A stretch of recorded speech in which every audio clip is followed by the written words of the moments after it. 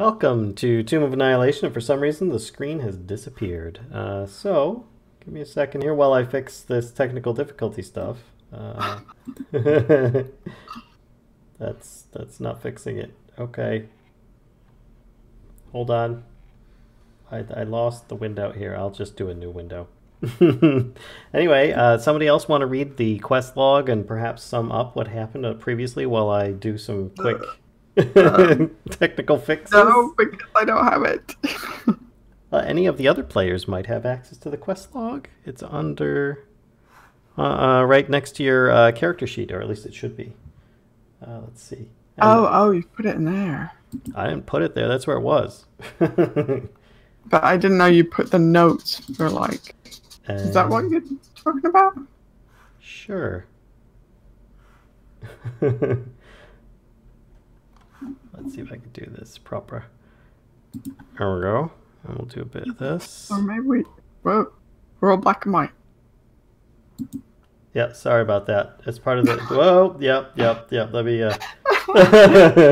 Isn't that great, folks? Or let me fix this. This is kind of the behind-the-scenes stuff of what happens here. Let's... Oh, boy. Yep, it's getting fixed.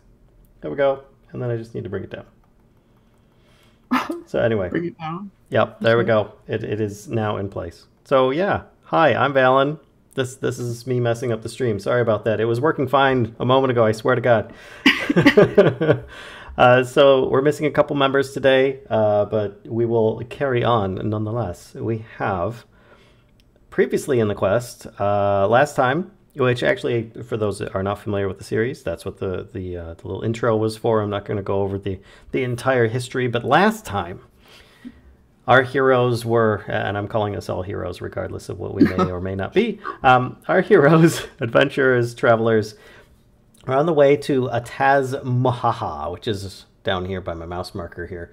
And on the way there, we're waylaid by insect swarms around several corpses on the ground, which we wanted to investigate. We investigated the corpses. In the insect swarms started attacking upon us, trying to see if any of them were still alive. They weren't, but then they came to life after we started fighting the insect swarms, as they were undead. Yeah, that was quite rude, because they did it a couple times.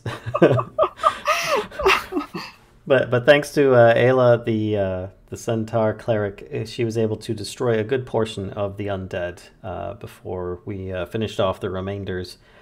Grab some loot, as you can see, all the goody stuff we have here on the quest log. And we continued on to a bridge. The Bridge of Doom. The Bridge of Doom, where we ran into another... Brigadoon. Yes. Another construct, which then, proceeded to kick our butts. But we somehow were able to knock it off the bridge and escape with our own construct and our own lives intact, at least for the moment. And we're hightailing it out of there, and the other construct, statue, whatever, was seemed to stay there, at least for the time being. So, yeah, maybe. You don't know. I said for the time being. So he's been added to the random encounter table. Yeah, That's thank fine. you. Thanks for that. That's great. Bridge monkeys were absolutely useless. Yeah, the bridge monkeys were not helpful. So let's go down the list here. Of course, I've introduced myself as Vallen. I'm playing Ulfgar, a bard dwarf. Next to me, we've got Lyssa. I'm Valia Bonesmasher. I'm a Lizardfolk Barbarian, and I have a companion named Flippy, who is a baby axe-beak bird, and he likes to eat bugs and stuff. So, you know.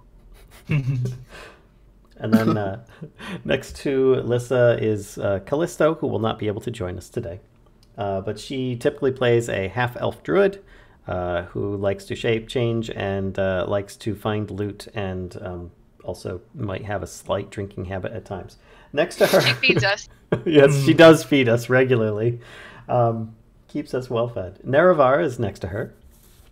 I'm playing as Tobias Salazar, who is Spacial sorcerer, and he's combining his idol on Arokh Ironscale. Mm-hmm. And for those... Oh, go ahead. No, that'll be it. That'll be all.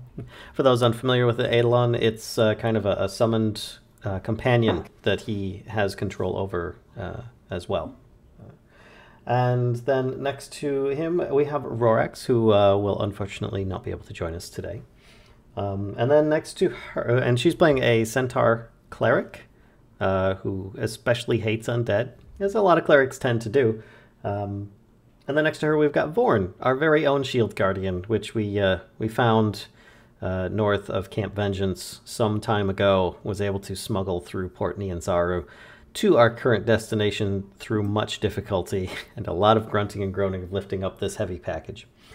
And then below that, we have, of course, the GM, or Game Master, Dungeon Master, Kashcah. Hello. Take it away. I'm trying not to kill everybody. Okay, so yeah, I'm trying to remember exactly where you left off. So you just kind of run from the Shield Guardian and the bridge and everything, and we're now making your way kind of into the jungle again. And after crossing Ataz Muahaha, you're able to spend the rest of the day kind of getting a little further, making a little more progress, and then camp for the night. And I'm assuming that you're setting up your normal kind of tiny hut, and Vorn's taking watch and all that jazz. Nah, it's been too comfortable in there. I think we should just... Yes, we're doing that. It's the only brief respite we have from the constant humidity, bugs, and rainstorms downfalls on us, as well as nightly attacks. Yeah, after that last encounter, I can definitely use a rest. Yeah. So I think most of us can, in fact. So. Yeah. So no problem. You're actually the night passes without incident. So you are in the tiny hut. No interruptions to your sleep. So you do get a nice long rest in there. Oh, that is so nice to hear. I also realized I was out of inspiration, half health, half spells. It's not good. Okay. All right. So then the question is, looking at your map, and you guys are on the map, right? Yep, you're on the map. Just checking. Yep. That would have sucked if you'd have been on one of the other pages because, yeah. So, is your plan to kind of head directly south? What's your plan? Like, how to get to Kir Sabal? Originally, we were discussing, like, sticking to the river and getting close to it and then going from there. But as we were very close to a creature that could easily follow us along the river, I don't know. I has a concern. I'm feeling that we should at least just head down one hex before going anywhere near the river's edge again. But I don't know. What do the rest of you guys think here? I think we move faster. Yeah, let's stick to the river. Yeah, I think we probably move faster than that construct, and maybe he's possibly Bridge Guardian. I'm hoping that he doesn't go far from the bridge.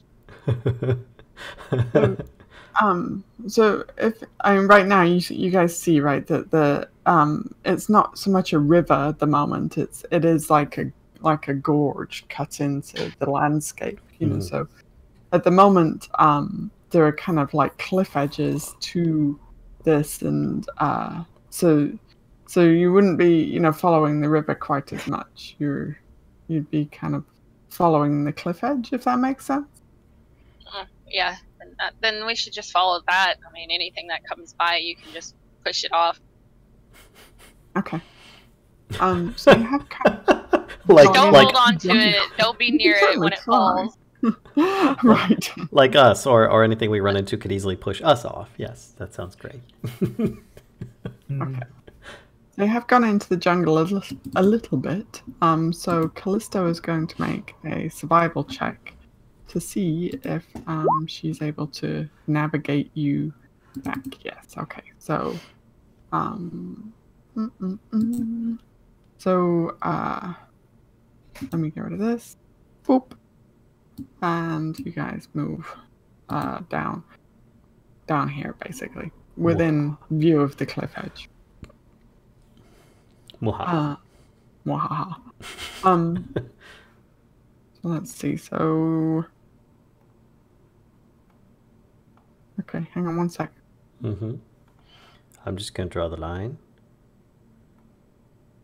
No, not a square. Oh, God. Mistakes were made. I thought I did freehand. I did shape. One thing actually that I need to look at is the weather. See what's going on. If you guys are able to travel at normal pace, or if you're going to be interrupted by tropical storms. The weather is fine. Tropical storms. Let me just open this. Sorry, neglected to open it. That's fine. I know some people have like a super fancy pants macro built where they can just do this in Roll20, but I don't. I just have a sheet instead, which randomly figures the... Okay, so you start off and it is kind of normal rain in the morning. It does kind of increase to heavy rain, so it's pretty miserable going. By the end of the day, you're thoroughly soaked through. But the day you do just kind of trudge on through the jungle. You know, it's not too bad close to the cliff edge, but you do kind of need to move back a bit from there in order to make camp the following morning. So makes sense. I wouldn't want to get involved in a mudslide either. Okay, so continuing down, moving a little bit away from the edge so that we don't fall in. Sounds good. Okay. So then you've had a day without incident actually. So Kellisto is going to make another survival check to see if she can feed you. Yep. So she's able to collect, you know, enough food for you with lizards and general jungle wildlife in order for you to have a good meal that evening, and she sets aside some fish as well, or well, not fish because you're too far from the river, but she sets aside some of the meat that you've got to kind of dry over the fire, ready for your breakfast in the morning. So you wake the following morning and continue on south, kind of sticking closest to the cliff edge. Is that kind of... Yeah. Okay, doke. Don't really need to make a survival check for navigation just yet because it is still within view. So, but you do notice that the cliffs are kind of, you know, the ground is sloping back down to meet with the riverbed again. So it's and the River Guardian as well. And you see a shield guardian. No, I'm just kidding. I still think we should have an epic, like, Vorn versus, like, fight, you know? Hey, we gotta get back home somehow, right? Yeah, you might still need Vorn's help. Okay, so the following day, you're making progress through the jungle. The weather seems very similar to yesterday. Soggy stuff in the morning and continuing to be soggy in the afternoon. But as you're kind of making your way, you do actually. What's all your passive perceptions? I think mine's pretty ridiculous. I have 15. 18. Oh, that's right. You do have some crazy. Okay, so you hear you can hear up ahead chittering. Sounds kind of like like dino noises. You're kind of, you know, at this point you're somewhat used to like hearing the dinosaurs around, so you do hear what sounds like, you know, dinosaur activity up ahead. I suddenly feel like Nedry. Oh, you're a cute little fella, aren't you? Next thing you know.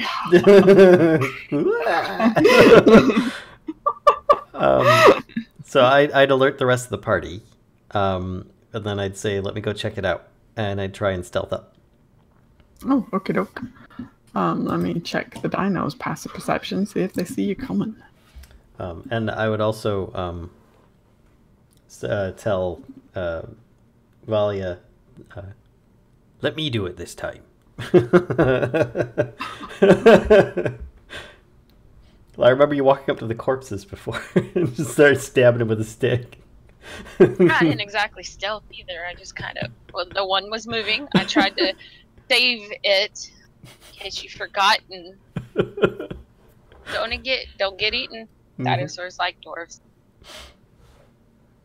Now we're a bit grisly. Alright, so are you stealthing up ahead? Yeah, shall I roll? You're gonna try? Yeah. I just wave at him from behind. Bye. Right. You want to make a stealth check? Yeah. Good grief. +9? Really? 12. It's my best. It's my best stat, followed by perception. Okay. You forget I'm a bard. I'm all about the skill points. Alright. Let me move you over actually to here. So do you want to so Ulfgar, you'd be like up ahead a bit, and actually let's like just put everybody else. Sorry, I'm just gonna move you back because you're not quite on the map yet. So Okay. so I'm just gonna kind of move you in a line back there. If they're not on the map, then I'm just going to scroll them off the map. There we go. Okay. So I'm gonna plonk you like probably right around there. Okay. Okay. That's pretty good. Alright. So as you're kind of walking, you're not being quite as stealthy as you could be, and Not used to the half plate yet.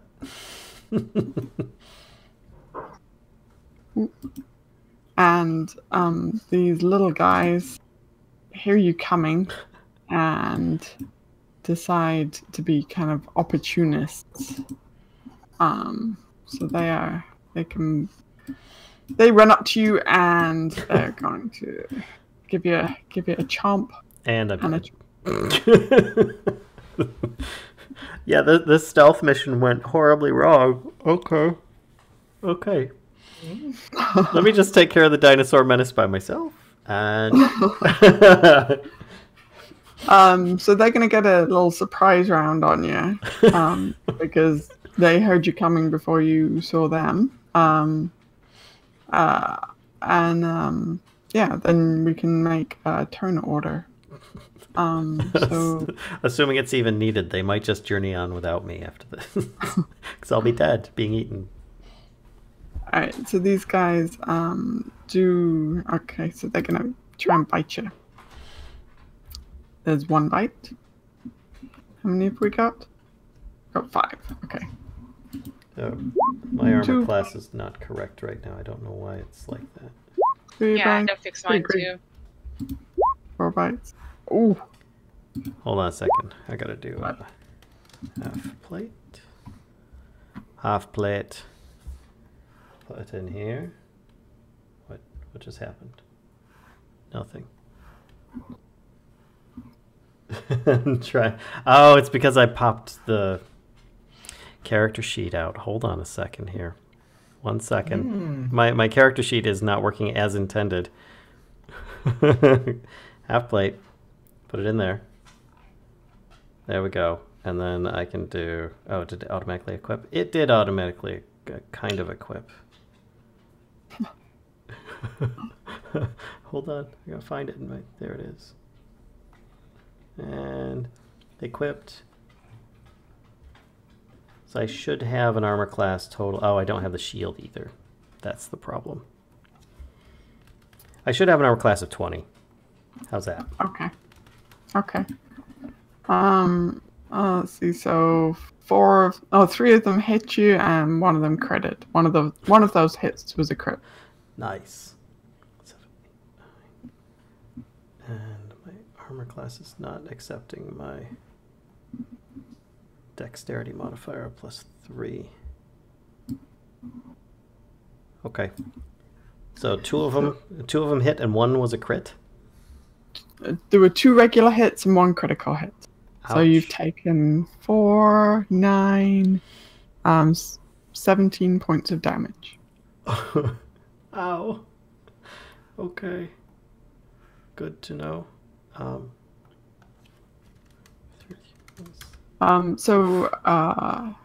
Tobias and Valia, how far ahead of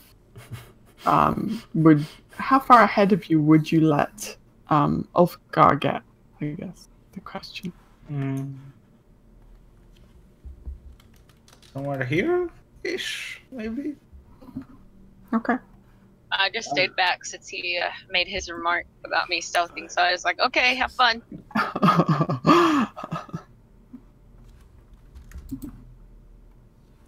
Alright, then Tobias, you hear kind of up ahead some kerfuffle, and Ulfgar, I mean, would you just take those bites, or are you gonna like cry out, or? Yeah, I'd pretty much cry out.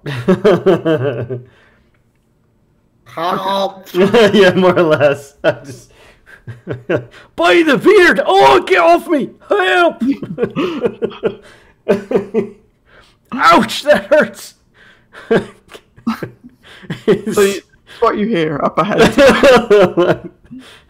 Let's get a turn order going. Mistakes were made. Noted. Oh, they have a terrible. Good. Wow, not bitter at all. Nope.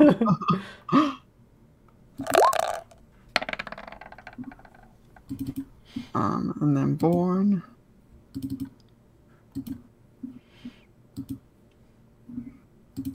Wow. Born. He is a construct. What do you want? It's waiting for instructions. Oh, Aelia. We got Aelia's sheet now.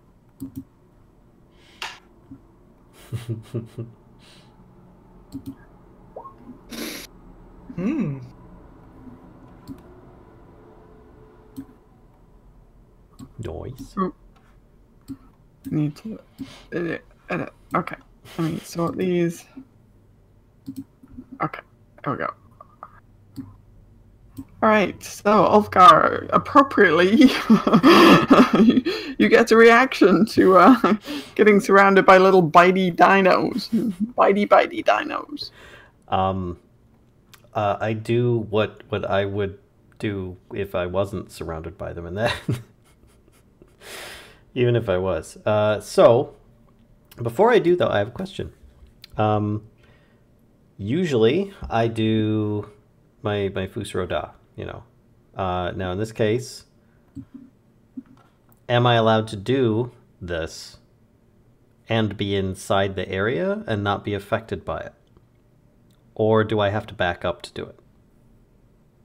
You know, wait, hang on. Because I would like to like shout down at them, but then, I mean, I've got them on either side of me as well, so I can bring the spell up if you like. Yeah, that'd be good. No, shoot, that wasn't what I wanted to do. I accidentally clicked. Ignore it. Let's do. It's Thunderwave. Thunderwave. Yeah, Thunderwave. Ooh, except I can't spell. How do I? Thunderwave. I just wanted to put the verbal in there. Oh, it's not letting me do the verbal. Sorry. And so, well, it says a wave of thunderous force sweeps out from you. Mm-hmm. Each creature in a 15-foot cube originating from you. Mm-hmm. So 15-foot cube originating from you. So I mean, here, allow me to give more perspective. All right. This? Can I do that? because if I could do one, I'd probably try and do the other at some point as well. And if not, then I will back up and do it.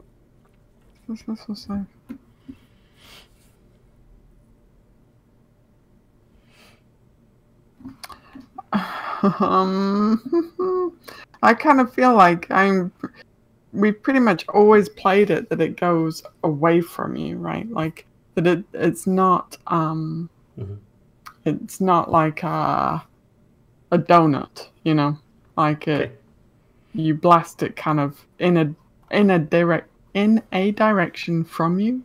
Okay, that works. Then in that case, I'm gonna be risky and provoke attacks of opportunity. Oh boy. From 3 of them. From 3 of them. Okay. They will take that. They're going to try and bite you again. 3 of them. Yeah. The chomp. That one misses. And that one hits. Okay. That's another 15 points of damage. 15? Oh my gosh. I thought you said got 8 only... from the first one and 7 from the second one. Oh my gosh. Okay. They were on. And that first one was max damage. Okay. All right. So, Fusroda, I do max level Fusroda and try and escape with my life if possible. That was terrible. No. So they. All right, so you guys can't see my screen, but I rolled 3 1s and a 3. So apparently I'm like Fusroda. All right, here we go. Con saves failed. Oh, that one succeeded. I'm going in like clockwise around you, so that was that one that succeeded. That's a fail. That's a success.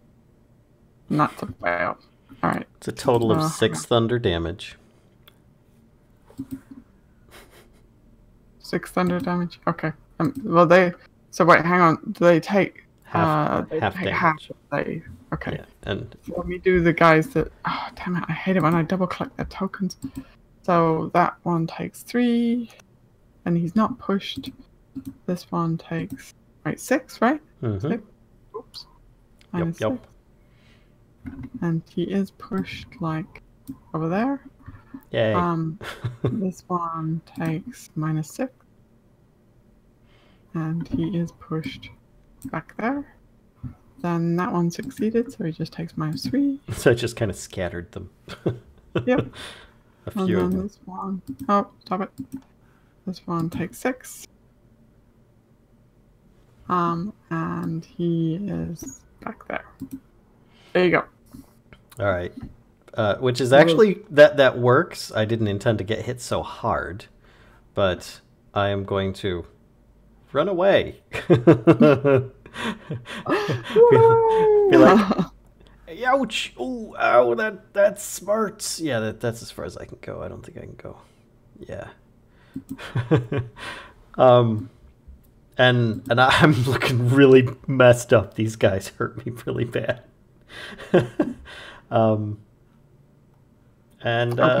That's I think that's it. I could give inspiration, I guess, to somebody. I'll give inspiration to Tobias. Kind of haphazard inspiration. As I'm retreating, I'm like, sound the retreat.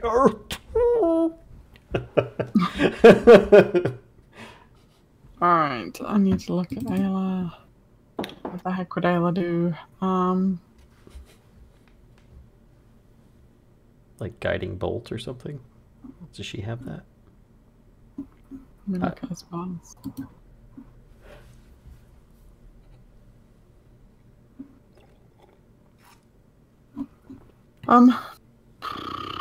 I think at this point she's just going to. Oh, that's the wrong thing.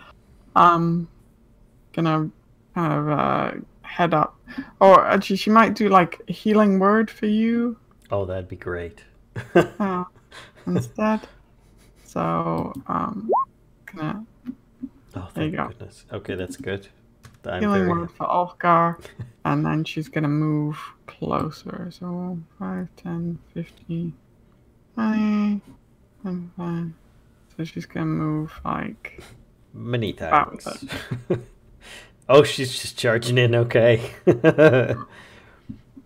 Alright, so that's Aelia. Callisto's going to wait, hang on, because Callisto has like a range, doesn't she? So how far does Storm Whip reach? Do you remember? 30 feet. Okay, so hang on, Callisto's gonna move up a bit and then she's gonna try and Thorn Whip this guy here. Wait. One, I guess? Oh. Melee spell. Oh. Range 30 feet. Okay, melee spell attack. So, spell attack bonus is 7. So she's gonna do 1d20. Thank you for playing the NPCs.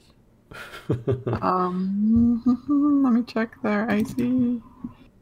Or rather, And that misses. So, there you go. Shifty little bastard. He dodges out of the way.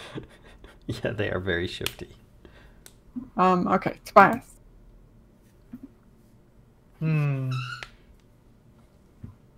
I saw exactly what's going on, right?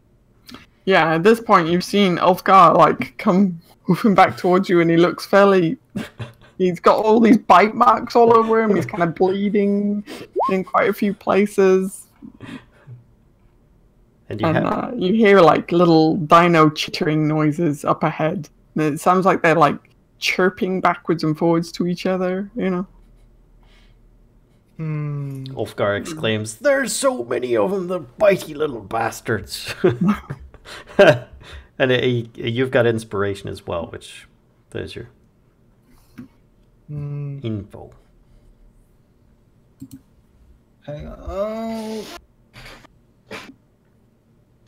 I would like to use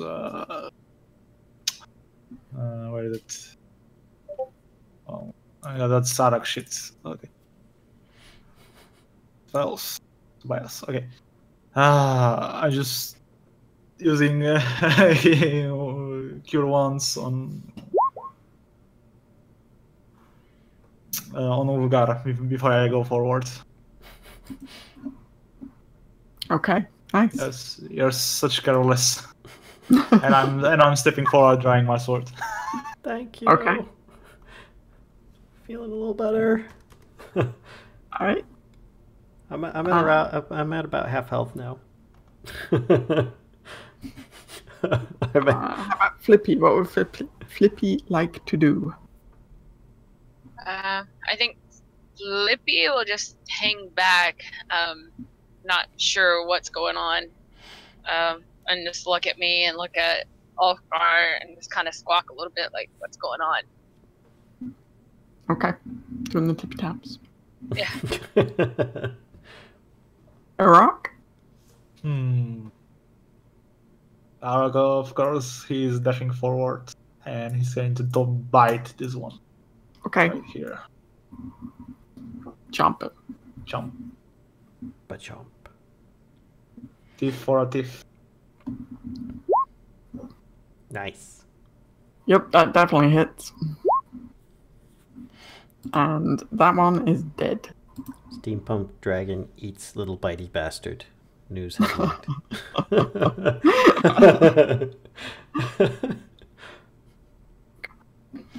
So Arokh just bites it in two. Kind of, you see these chunks of Velociraptor just kind of fall to the floor. Snap it. Valia. Okay, I'll run over to Ulfgar. I mean, not run over. I'll look over and be like, "Stealthy, huh?" And just.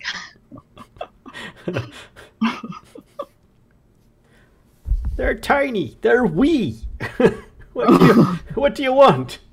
I just laugh, and that's as far as I can go is there. And I'll just yell to try to get their attention, and then I'll yell at Vorn. Vorn, come smash these little guys. And that's all I can really do at this point. Okay. Yeah, Vorn. Oh, well, hang on. It's the Velociraptor's turn, actually.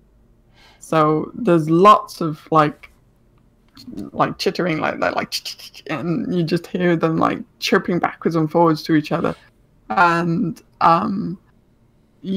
there's noise like, and there's only 4 there, but you hear like in the undergrowth, it sounds like much more than 4.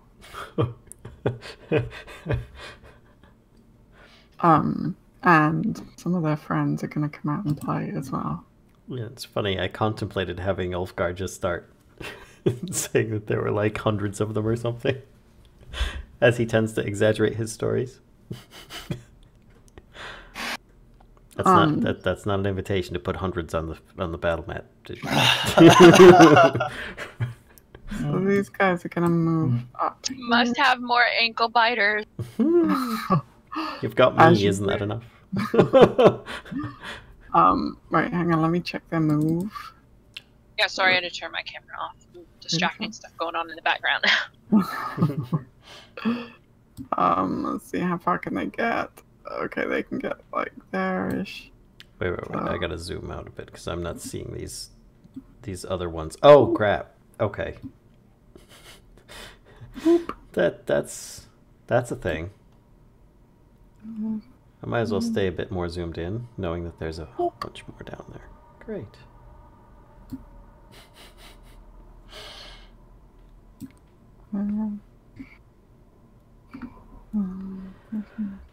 Yeah.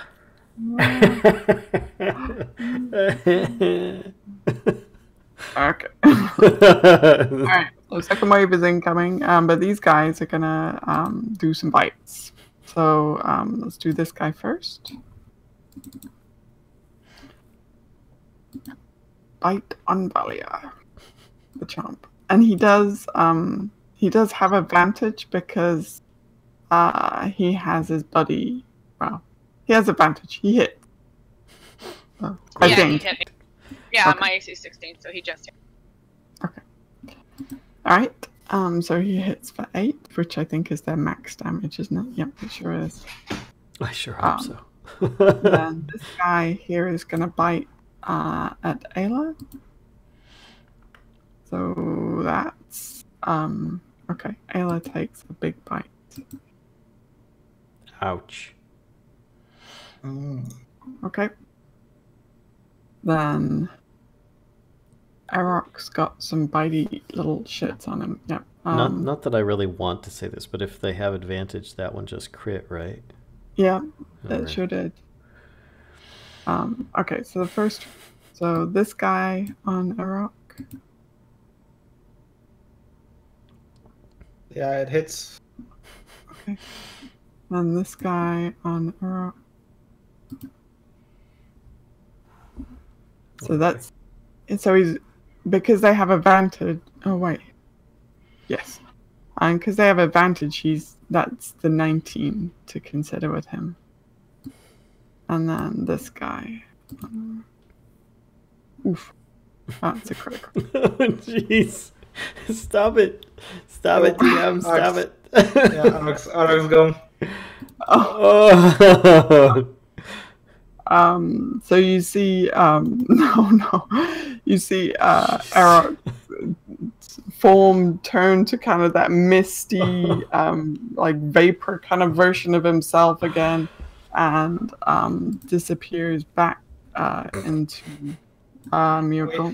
We haven't seen it in a while. You know, when he disappears, I just imagine like this, like, you know, like a black hole just sucks in on itself and it goes.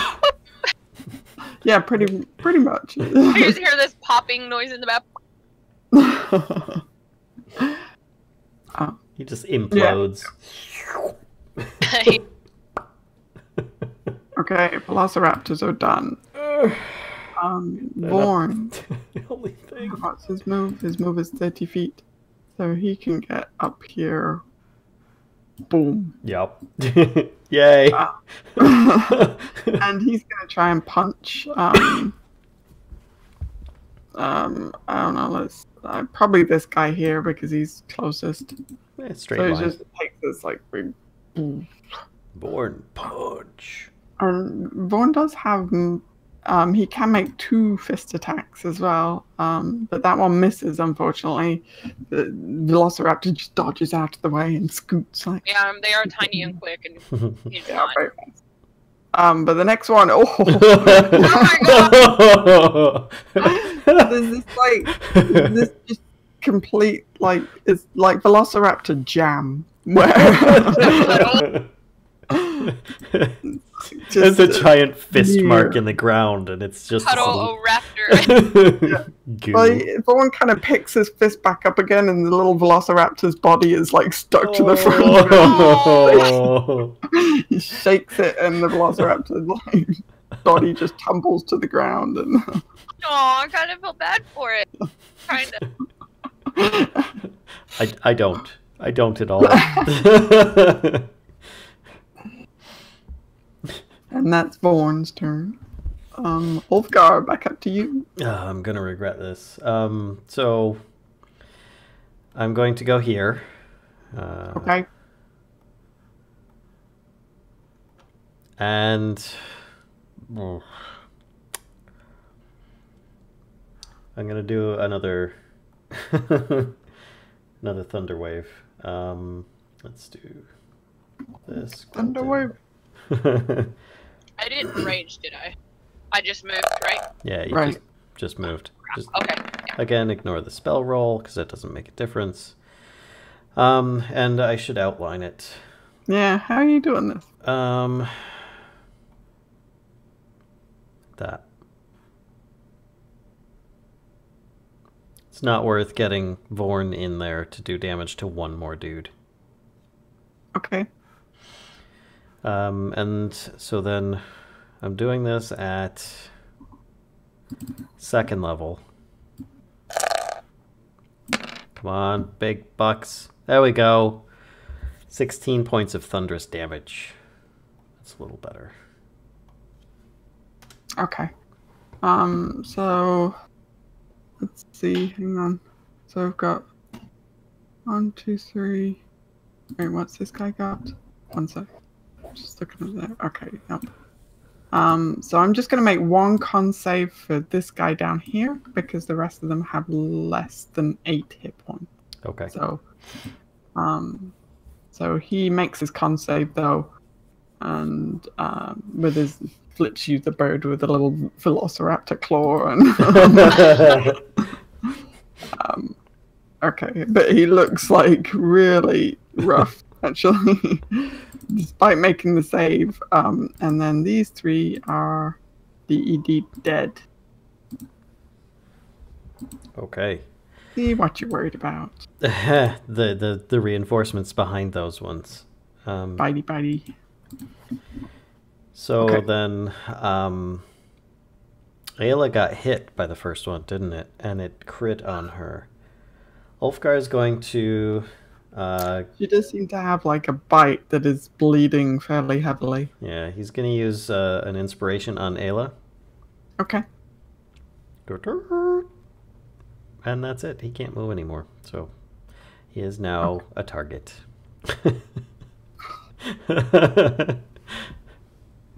Alright. As Aelia is next, I should be looking at this. See what she can do. What does Sacred Flame do? Anything good? Yeah. That's a pretty good one. It's not really an area of effect, but she's gonna do that. So she's gonna hit this guy with Sacred Flame. Dex saving throw. Okay, so he needs to make a dex saving throw. 2d8 range damage. I'm a fan. He fails. So then he probably is gonna. Oops. 2d. So he takes little 5 damage. Okay. And Kellisto is going to try and finish him with a thorn whip. Because this is what they do. Sorry, I can never remember what. That's all right. Oh, that's right. It's 2d6 now, isn't it? Yep. Oh, you know what though? She needs to do 1d20 plus 7 to try and hit it first. Melee spell attack. And right. she missed it. Oh, crap. Kellisto. These things are so tiny. They are shifty little bastards. So it kind of dances to the side as the thorn whip lashes out from behind Vaughn. I think Vaughn's getting in the way a little bit. Right, Tobias. I'm going to attempt to break this one with my sword. Okay. Just a little stab.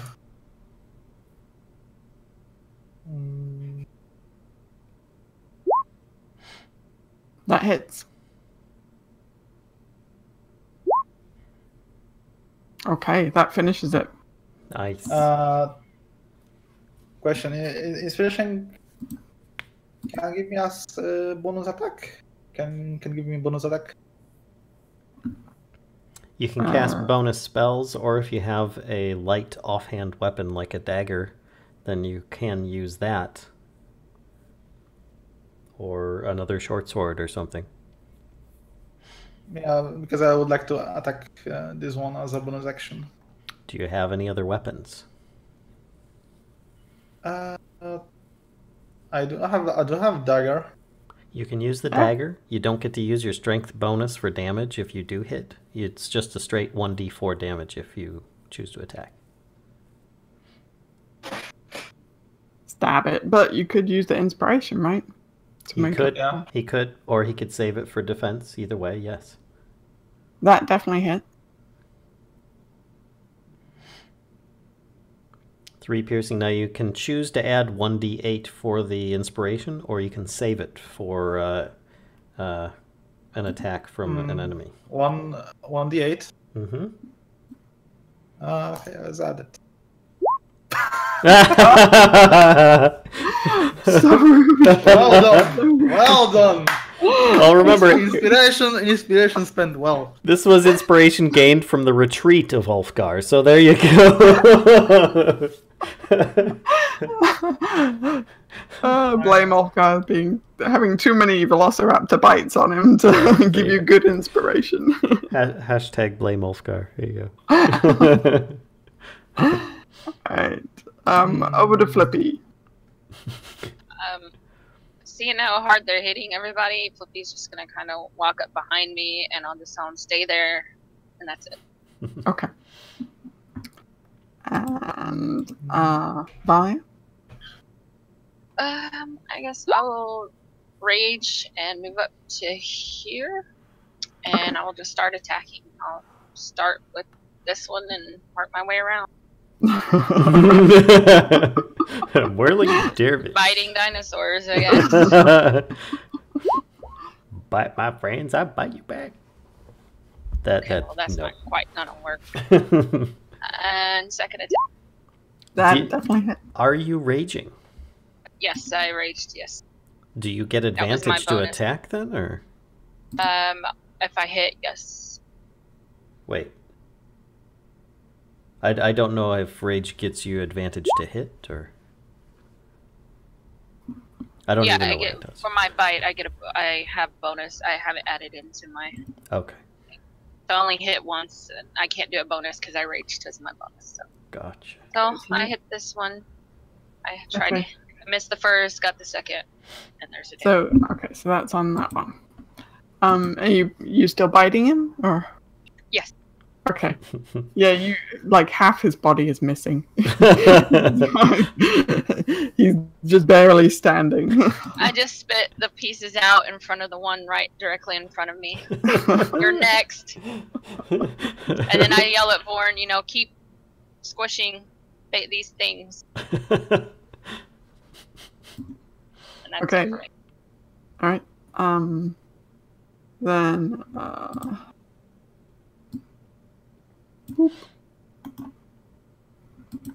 If well, you're within 5 feet of me while raging, you have advantage on melee. I know, but then you ran away from me, so. I had to. They weren't going to come to me right that second. Yeah, you never know. Just ready a rage. so this guy is gonna try and Oh. bite. Oh. He smells blood. See, He's I gonna try. I told you they'd just come over. No, that misses. He doesn't have his friends close. And even if he did, he miss. Sorry. He only hits if it's a max damage attack. Okay. Yes, that's how they work. All right, let's work on these 3 around Valia. So first one that's missing half his body, actually very appropriately gets a critical fail. He's having trouble biting you when he's like... I'm just like, swat him. So the next one to your south, that one does hit because he's got advantage. Oh, that's right. The buddy tactics. Doggone it. And then the one to your west, looks like it hits as well. Yeah, just. Okay. And then this guy over here is going to do a bite as well. And I don't know what Tobias's armor class is. Hang on, let me look. He's a clossy, squishy, I'm sure. He's back. He's back. So. Oh, okay. Oh, you're back. All right, sorry. I can never see, like... So, so I think that one hits you, Tobias. Well, Tobias's armor class is 24, right? What? I'm kidding. What's your armor class for Tobias? For me is 12. You are hit, sir, for 3 piercing, bitey damage. No, you got the lower of the damage of everybody. Yep. I think This guy's just learning how to fight, that's why. they're not as excited No, to another attack. Oh, jeez. It's just popping Another out wild Velociraptor appears. They're just popping out of the shrubbery. Just burn the forest. Right? Burn it with fire. Dear God. There must be a nest nearby. And we're walking on their eggs. I yell back, if I see eggs, I'm destroying them or eating them. I don't care, or we're gonna burn the whole forest with fire. Okay. Vorn is gonna steps on top of these guys. Squishes them into he's gonna non-existent. try and punch some Velociraptors. That hits. Oh, yeah, this one is thoroughly dead. I'm gonna scroll the map down. And then he's gonna use his second fist. Punch. We need to staple more fists on him. This one is also dead. Gadok. Ulfgar. The Velociraptor in front of you is looking pretty wounded, by the way. Yeah. It's kind of bleeding multiple places. Yeah. I will try stabbing it with my rapier. Okay.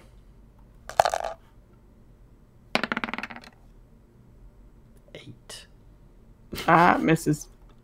Okay. I won't get my second. He dodges out of the way and hisses at you. He does. I'll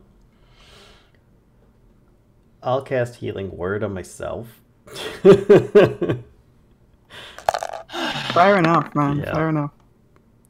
And I'll just ignore the to hit because that doesn't matter. I'm just doing it at level 2. So I don't have a lot of second level spells. There we go. Oh, and a good thing as well. I got 10 healing. All right. And Nice. that's actually, you know what? I will move slightly. I will move here. Okay. And that's it. Okay. Alright. Aelia is going to move over here and try and finish this one. She's just gonna smack it with her mace. Yep, that hits. And she finishes it. Nice. Okay. Thank you, kind Centaur. Kellisto is gonna move up next to Vorn and try and oh sorry, I didn't move the turn order on. Try to Thorn Whip that dude out of the way. Except I don't need to do that because I know that it's 1d20 plus 7. Try and hit it. Oh yeah, she hits. Okay, and then wait, hang on, let me go look. Is it 2d something, right? It is. 2d6. If it's the whip, it's 2d6, yeah. Yep. Roll 2d6. And if it lives, it's pulled towards her. Or no, it's not because it's this. She's just finishing off this one that Okay. was mostly dead. So Mostly it does not. dead. Mostly Okay, dead. Tobias. There's a couple that look like they're heading your way. They could be anyway. These guys down here, not sure where they're kind of. I would like to use Mold Earth just to push them away. Okay. Yeah, I'm able to do that. Yeah, I think so. You could try and kind of like throw them off course a little bit. Portion of Little Stone, 5 cube.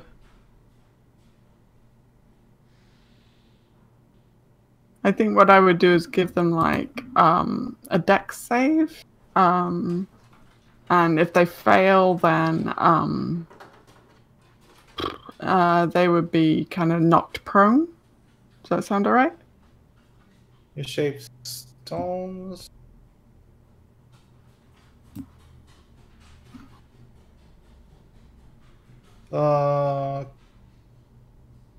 This movement doesn't have enough force to cause damage.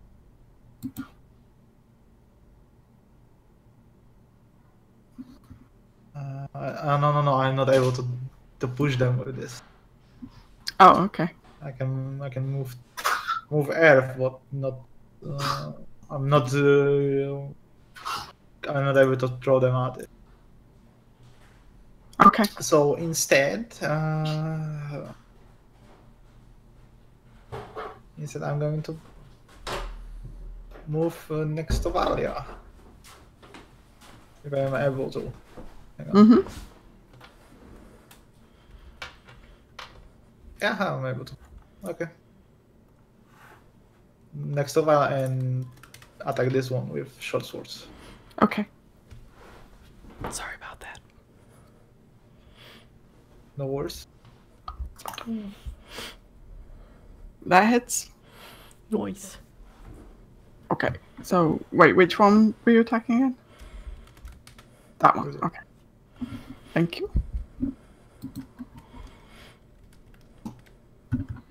Okey-doke. He ends up with a big slash through his body.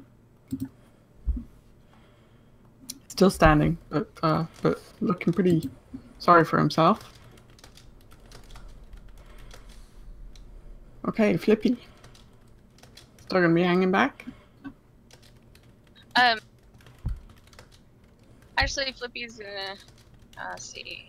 Yeah, he's gonna kind of come here and see if he could try to nip at one. He's not close enough, but he's gonna try and just kind of hang out and like snap around at the one in front of me.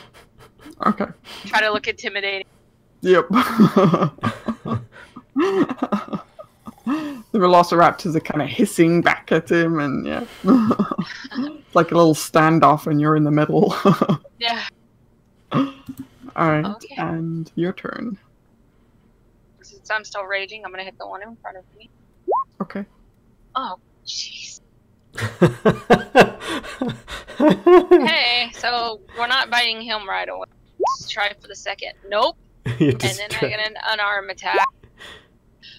Oh, no. Wow. I think you're suddenly like off put by Flippy being behind you, like you're like, I thought I told you to stay back there, and Yeah. like trying to snap around you at the Velociraptor. You're just trying not to hit Flippy at this point. Yeah, I'm like trying to bite this guy, and I'm like, stand still. And then the unarmed, I try to slap him, and I think I just miss him, and yeah, that's all I got. Okay, no worries. Alright, Velociraptors, these guys are gonna move up to there and foolishly attack Vorn. They're gonna try and bite Vorn. Actually, I don't know what Vorn's armor class is. What is your armor class, Vorn?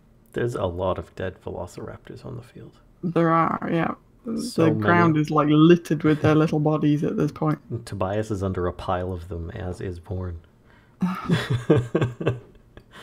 I'm just looking at Vorn's stuff. I think, yep, he does take a little damage from this Velociraptor bite. It's incredible. That's not nice. Okay, and then the next one is going to try and bite him as well. And because, oh no, they're not within 5 feet, so he misses. And then these two up here, this one is going to try and bite Valia.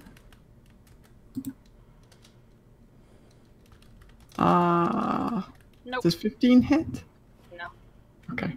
And then the one next to him is going to try and bite Tobias. Oh, fails miserably. Okay. Alright. And then Vorn is going to do his thing again. Punch. That hit. And he squishes this one. Squish. Squish. Then he's going to try and punch this one as well.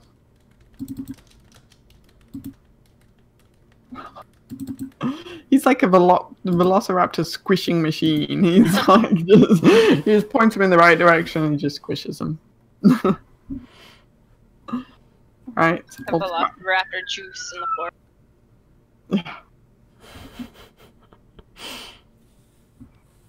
Yeah. Ulfgar, what do you do? I suppose I will take advantage of the advantage. I move up next to my raging friend. In fact, I'll move all the way over here and do a rapier attack on the little Velociraptor in front of me. Natural 20. Because you do have it. Very good. Oh yeah. Sure, you're gonna skewer 11 points of stabby damage. Yeah, he gets deaded. He's dead. And Ulfgar's like, don't worry about it. You just keep the bird out of trouble. I'll dispatch this one. Okay. And nobody's really looking badly injured except for Arokh, who's not even around anymore, right? Right. Okay. Then I'm just going to... Actually, how far did I move? I was here, wasn't I? So then...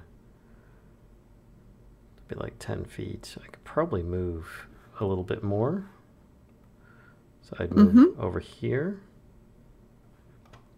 Sure. There we go. Making myself more of a target and helping flank the last one. Okay. That's it. Alright. Aelia is gonna spend a moment to patch herself up a little bit more.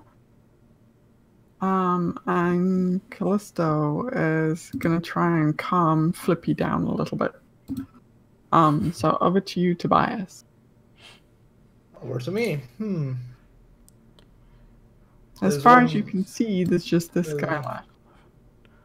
So I'm going to end his miserable life with quick slash.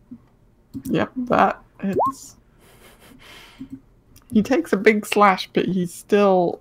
and you see, like, he's bleeding pretty heavily, and seems to have lost the use of one of his arms, one of his little claws. But, won't but- you die? I'm standing. God. Okay, and as a bonus action, I would like to Stab him. stab him. Yeah. Yep, that hits. Okay, and you finish him. Yeah, finally, what a relief. Actually, that would only do 1 point of damage because you don't get to add in your dex bonus on it. Really? Yep. Such a Sorry. rules meter. Yeah, that's the advantage of like being able to do two-handed weapon or two-weapon fighting. I know. He's just filled with holes at this point. Yes, pretty much. Stab his foot to the ground. All right. Then Flippy. Get him. He's just gonna break loose and run and attack this guy. Nobody can calm the flipster. Wait, is that the right? 9. He's too excited. All right, Valia, you want to show Flippy how it's done? Yeah, sorry. Let me. I had to make sure I clicked the right one. Yeah. Okay. I guess I will try to bite this one. Okay. Yay! That's He's dead. pretty much. Yeah. Okay. Oh, is there anything else you would like to do? Sorry, before I flip away from you. Nope. Just look around, and I'll move right here and look around and see if there's any more anywhere close. Okay. Funny you should mention that. Yeah, detect animal. Oh, shoot. Detect beast. These guys come running out of the undergrowth towards. Yeah, I just feel like Born, attack any of them that you see, any more that you see. I guess I still have Oh, movement, right? shoot. All right, I'm zoomed stay in. where I'm at. I see 4 and more just appeared. Are there more than that No, that's. at the moment? Oh my gosh. Okay. I gotta update the quest log to 18 of them now. Alright, so this first one is gonna bite at Flippy. Jeez. Oh! Oh no! Oh no. Oh no! Flippy. Oh. Oh no! Flippy is down. It depends on the damage. Oh no, 3 plus 6. No! Oh, he only has 6 HP, so yeah, he's down. No! Flipster! Flippy is in need of healing. I need healing. Next one's gonna bite you, Ulfgar. Yeah, that hits. 6 And piercing. then this guy over here is gonna bite Valia. And so is this pal. 9 points from me. Dear God. These guys are worse than compies. They are kind of like little compies. They are. Alright. Vorn. Oh, that's a dead dude. Vorn steps forward and is gonna try and punch this guy right here. Who goes smash?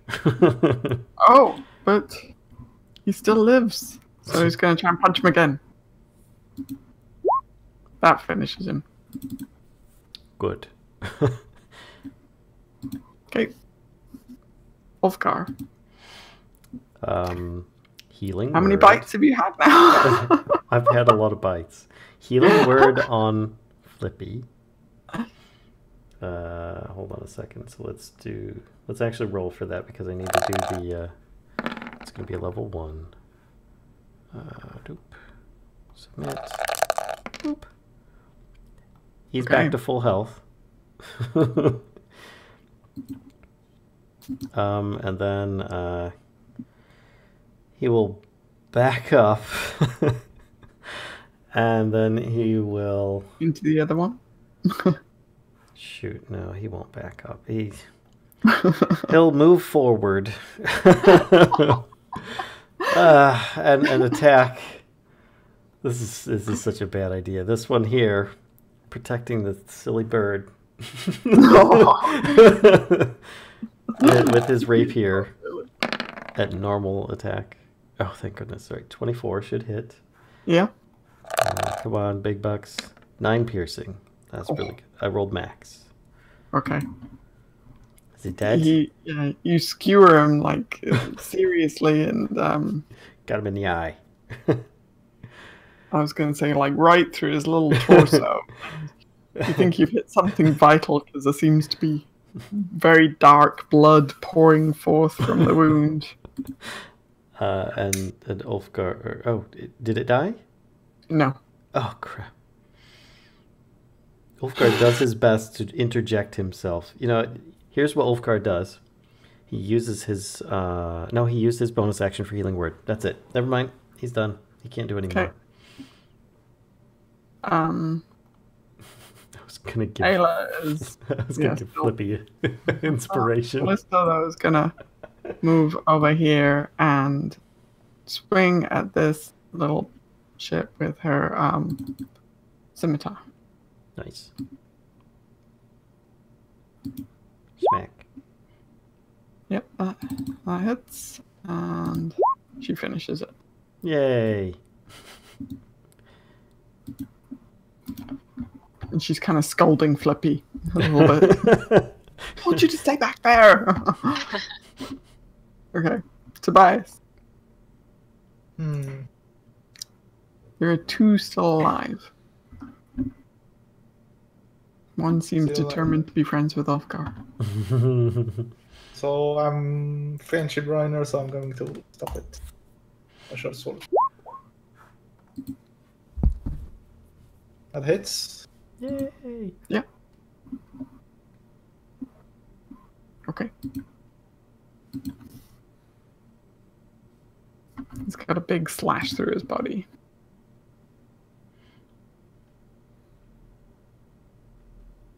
But he is still standing. Yep. Yeah. Okay, then let's do dagger then. Dagger. Oh. Unfortunately, no. Okay, Flippy. Flippy, after having been knocked down, is gonna just kind of hang back reckless, so all sad, like, I'm sorry. Officially, yep. I forgot to expend the spell. Valia? Alright, I'm gonna try to kill this guy in front of me. Well, that hits. Nice. Yep, it's dead. Boom. And I'm going to walk here and see if there's any more. There's just the one here, but that's it. Oh, I forgot he was still there. I will try to attack him then too. Yes, there are. There are more. There are more, little brother. Yes, that hits. And There's my last bite. Okay. Thank goodness. That's a lot of red now X's. I will look to see if any more are coming out. So you'll kind of stand for a moment, just waiting for more to kind of surprise, jump forth from the undergrowth, but it seems to be the end of them, and you don't hear any other sign, of them, any more chittering, and the undergrowth seems to be still, and everything seems to be as it was before Ulfgar decided it was a good idea to stealth forward.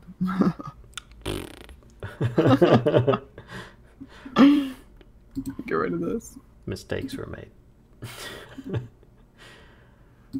Oh.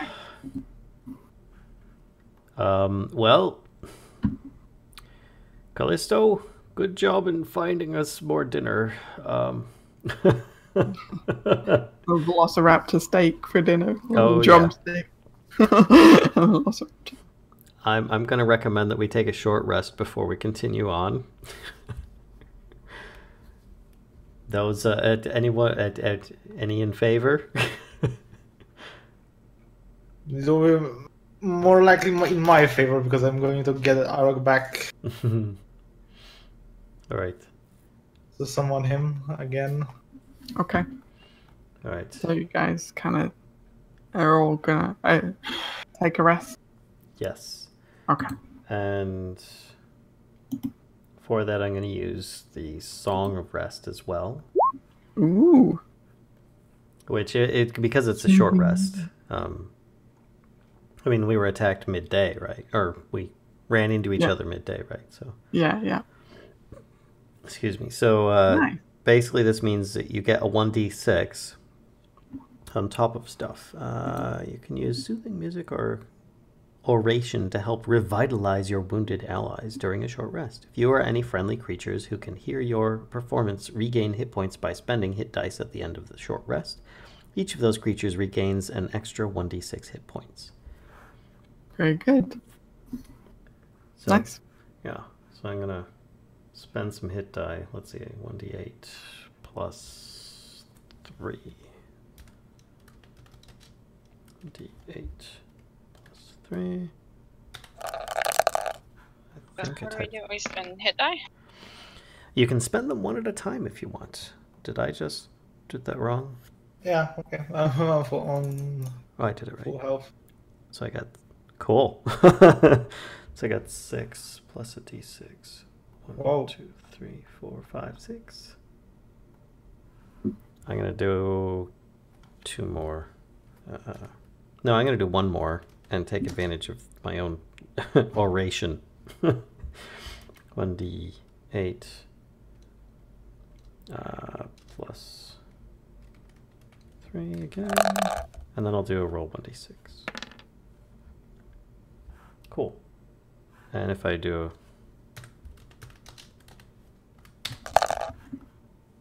Okay, I'm moving you back to the map now that we're done Alright, cool. with the Velociraptor attacks. I am at max health now. I regained my bardic inspiration. I still have spells expended. Oof.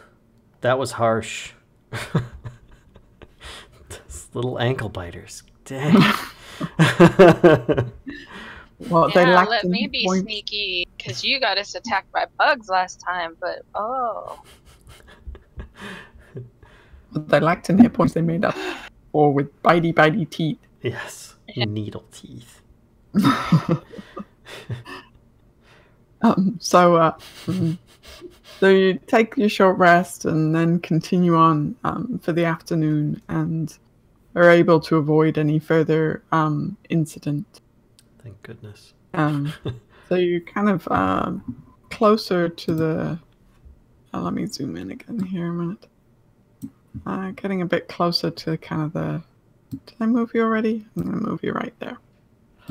To the riverbank now. The river's just kind of... There's more of a like gentle gradient down to the actual water instead of being like the cliff face. It's just gradually kind of come back together again. Any sign of a guardian coming down the chasm way towards us? Make a perception check. Arrgh.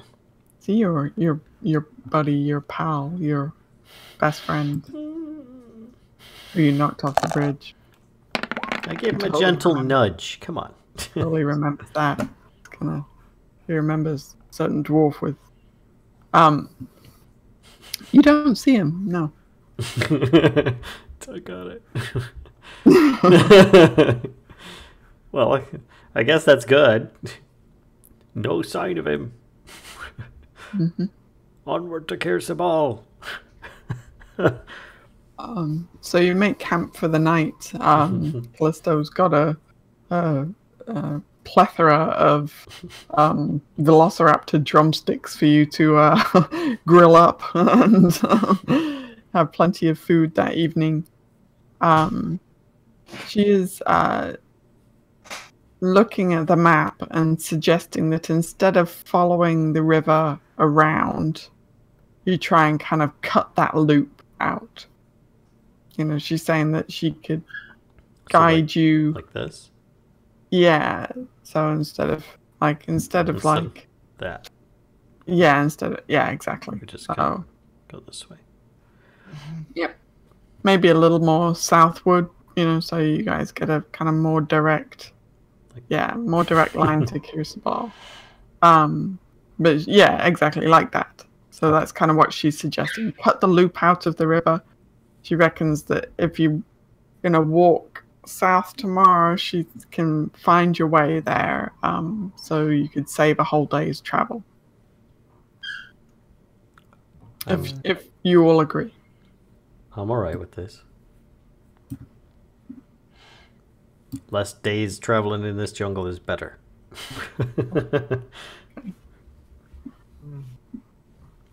So then she does the same thing again where she sets some meat out above the fire to kind of dry for breakfast in the morning, and then you setting up the tiny hut once more? Why, yes, indeed I am. Okie doke.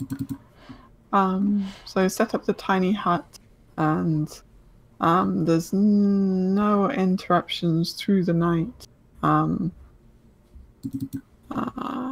Let's see. And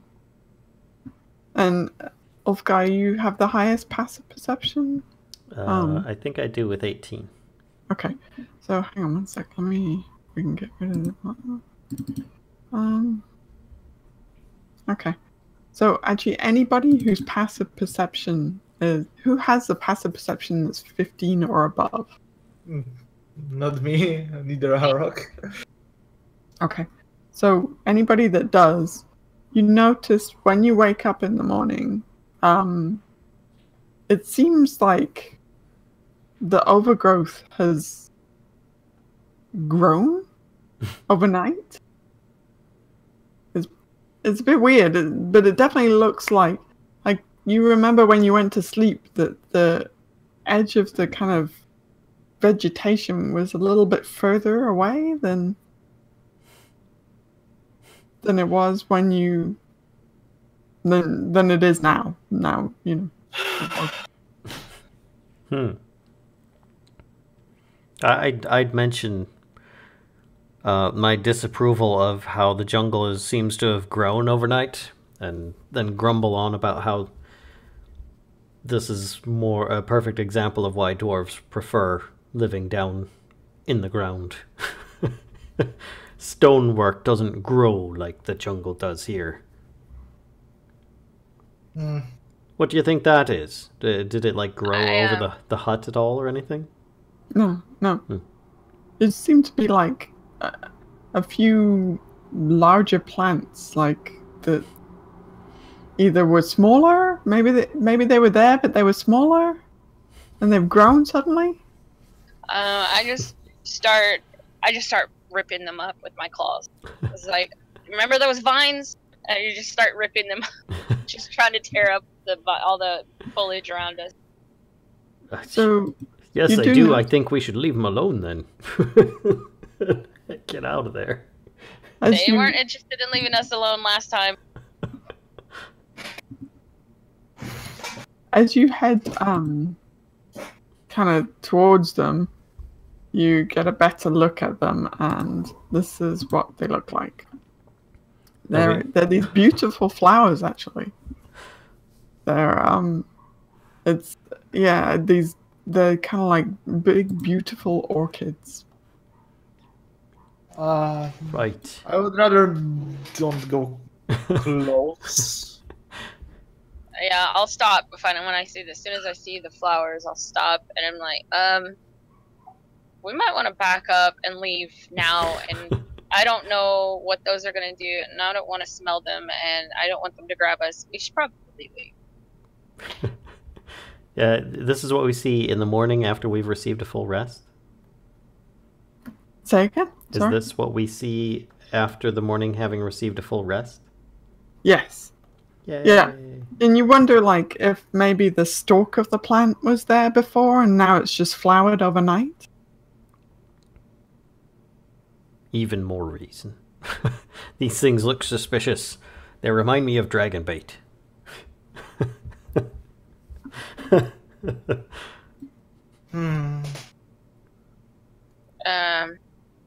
Are they if we're going, which way were we going? South. Going south. Are they basically in our path, or are they next to us, or? No, I mean they're not that big, right? They're kind of like and they're like they're a bit taller than Ulfgar, but not as like big as like Arokh, you know. So I'd ask I'm just gonna start heading move around them quite easily. Yeah, I'm like, okay, well, I'm out of here. I'm just gonna start heading the way we were going, kind of going around these things. And I tell Flippy, don't get near that. I don't know what it is. Let's get out of here. I'd ask Kellisto if she's familiar with these things at all. Let me make. Does she have like a? She does have knowledge nature. There we go.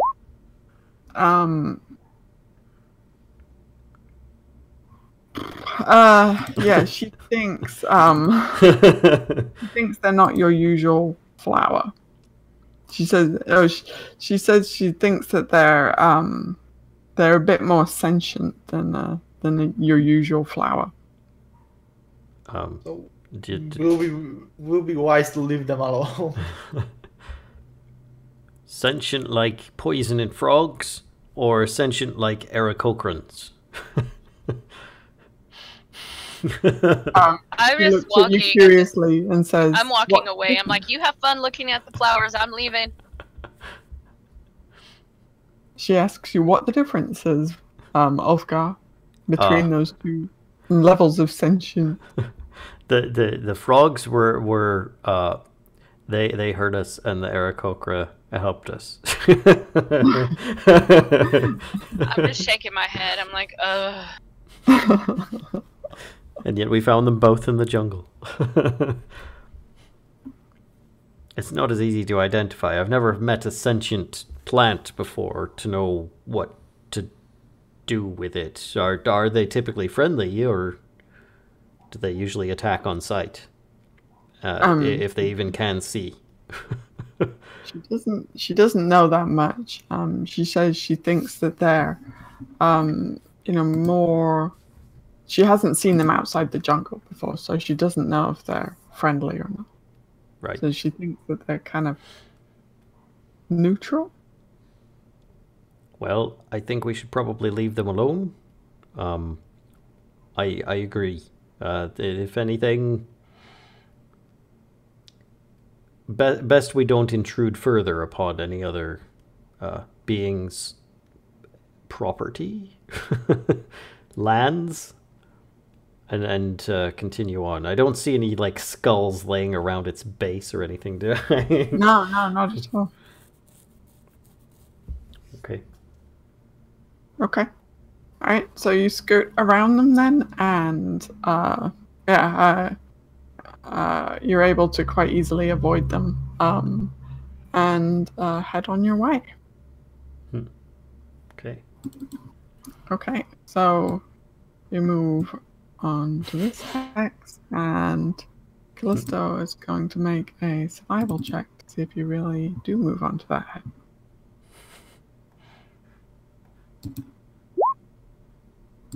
Okey-doke. All right. So the rest of the day though goes without any further incident. Oh.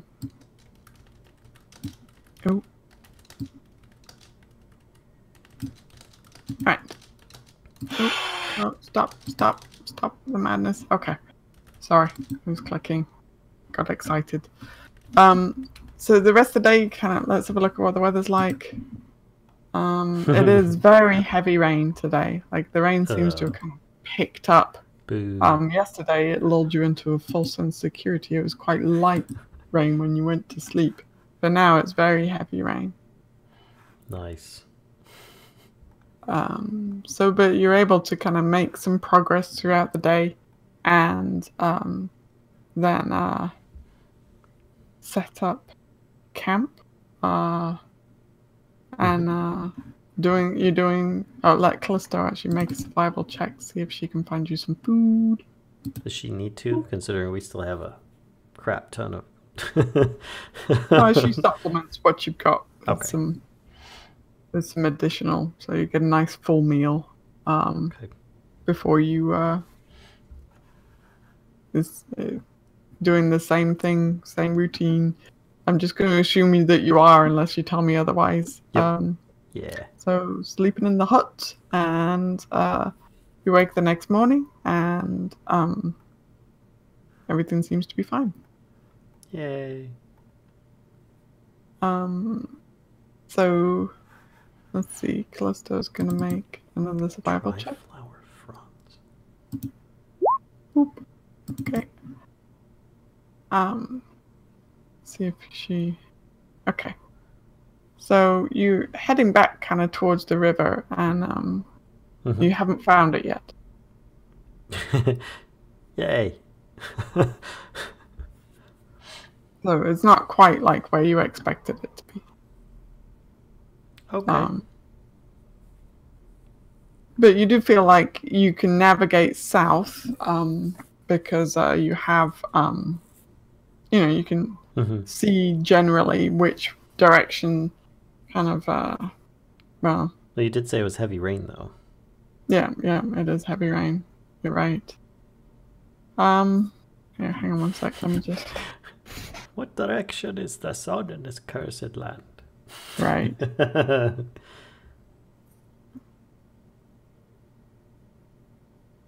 Okay. Morgan Freeman. What? Just did a Robin Hood reference, that's all. Old okay. Robin Hood.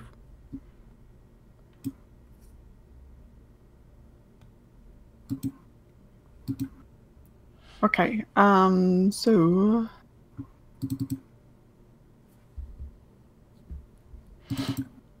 hang on one sec, let me scroll quite a bit further up. Need to see something. So you're able to travel kind of through the day. Like I said, the river isn't quite where you're expecting it to be. And in the afternoon, you see, actually everybody, because you've all got passive perception above this, you hear, oh, actually, sorry, no, I did that totally wrong. I think, right. Valia, what's your passive perception? Sorry. 15. 15? Okay. So then just Ulfgar, you hear, oh, crap. It's chittering. No. You hear kind of a rumble, like a small rumble, or vibration, and it's rhythmic, right? So you hear it and then it stops, and then you hear it again, and it stops. Could it be a construct that we left behind at the bridge? Could I mistake it for that? Or think that it is that? No, well, like its footsteps? Is that kind of what? Yeah. No, it's more like a, kind of noise, and then it stops. What direction is it coming from? The south, where we're headed? Yeah, you don't know, kind of, well, in front of you, but you're not sure, like, what direction. I guess I'd call it to people's attention. I can't quite pin down the direction, but I'm hearing a rumble. And it's not my stomach. As he, kind of shoots Valia a look.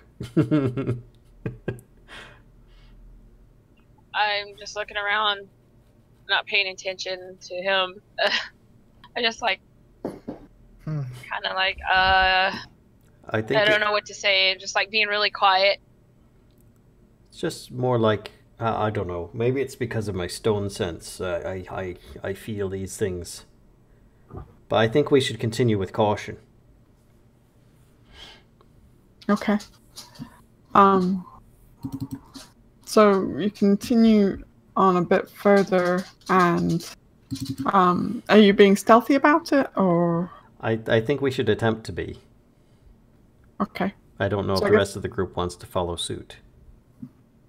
Yeah, probably. So anybody that's continuing on and trying to be stealthy, then make a stealth roll.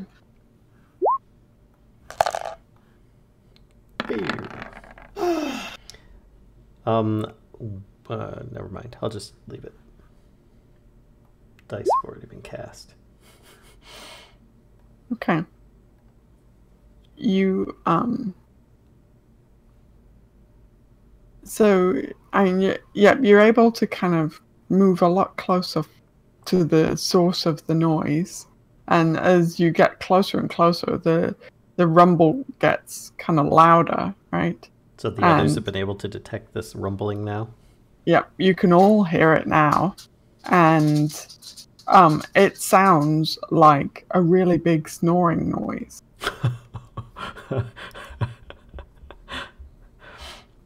Were you able to determine a more accurate direction at this point as well? Yeah, you can pinpoint pretty much the direction where you think it is ahead of you now. So, right. We'll make a perception check, actually. Anybody that's going to try and figure out the source of this snoring. Source. Oh! That's pretty good. That's pretty good. 25, natural 20.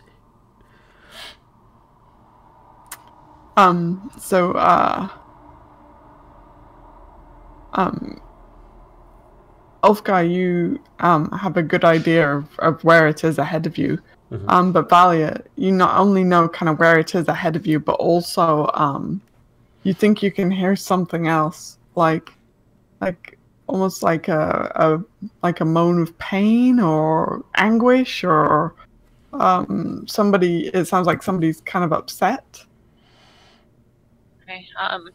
I will quietly, possibly quietly, head towards the noise. I'll tell everybody, sounds like there might be somebody that needs help. So.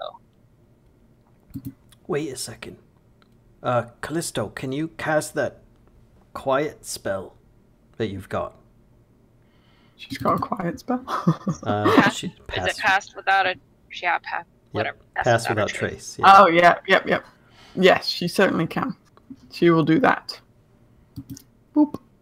She does that. I'm going to walk towards... I'm going to kind of sneak towards the noise. Okay. I think we should all stay within 30 feet of Valia as well, just so that she's also masked by it and we all travel stealthily forward. Okay. Alright, so, and as you're moving along, actually, you see, especially with your 25 perception, you see, there's a big splatter of blood, like on there's like a large kind of fern plant, and there's blood just splattered across it. And then you move a bit further and you see a shoe, and a little bit tucked under kind of the undergrowth as well. There's either it's a coat or a pack, or there's some kind of it looks sturdier than like a shirt, but you do see kind of something is there, and then you kind of come up on this. So so you can see, I've got you all kind of bunched up again. I think Vaughn would actually hang back because he's gonna, be the He can't be stealthy. Right. It's gonna be the noisiest of everybody. So feel free to arrange yourselves in whatever kind of order you would be. Keep in mind that if you get kind of anywhere past this, then you're gonna kind of be in danger of waking it. But what you see is a sleeping T-Rex, and he's got this guy, this poor guy right here, is not quite beside him. He's more like tucked, like the T-Rex fell asleep mid-dinner or something. And the guy seems to be like he's you can see he's alive, and his eyes like dart to you, you know, as you kind of approach. But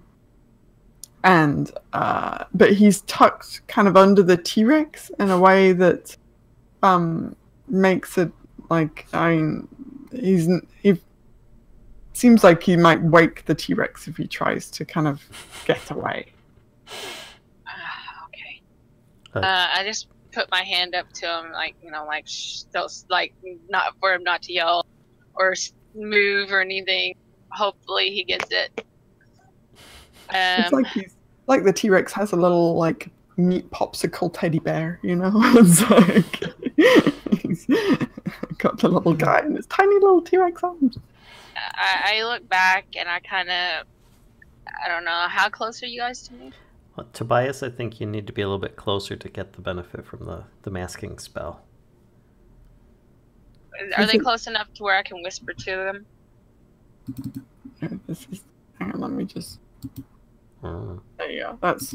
That's what she cast. That's what Kellisto cast. It's just 30 feet, so you probably just want to come back. So would say like here.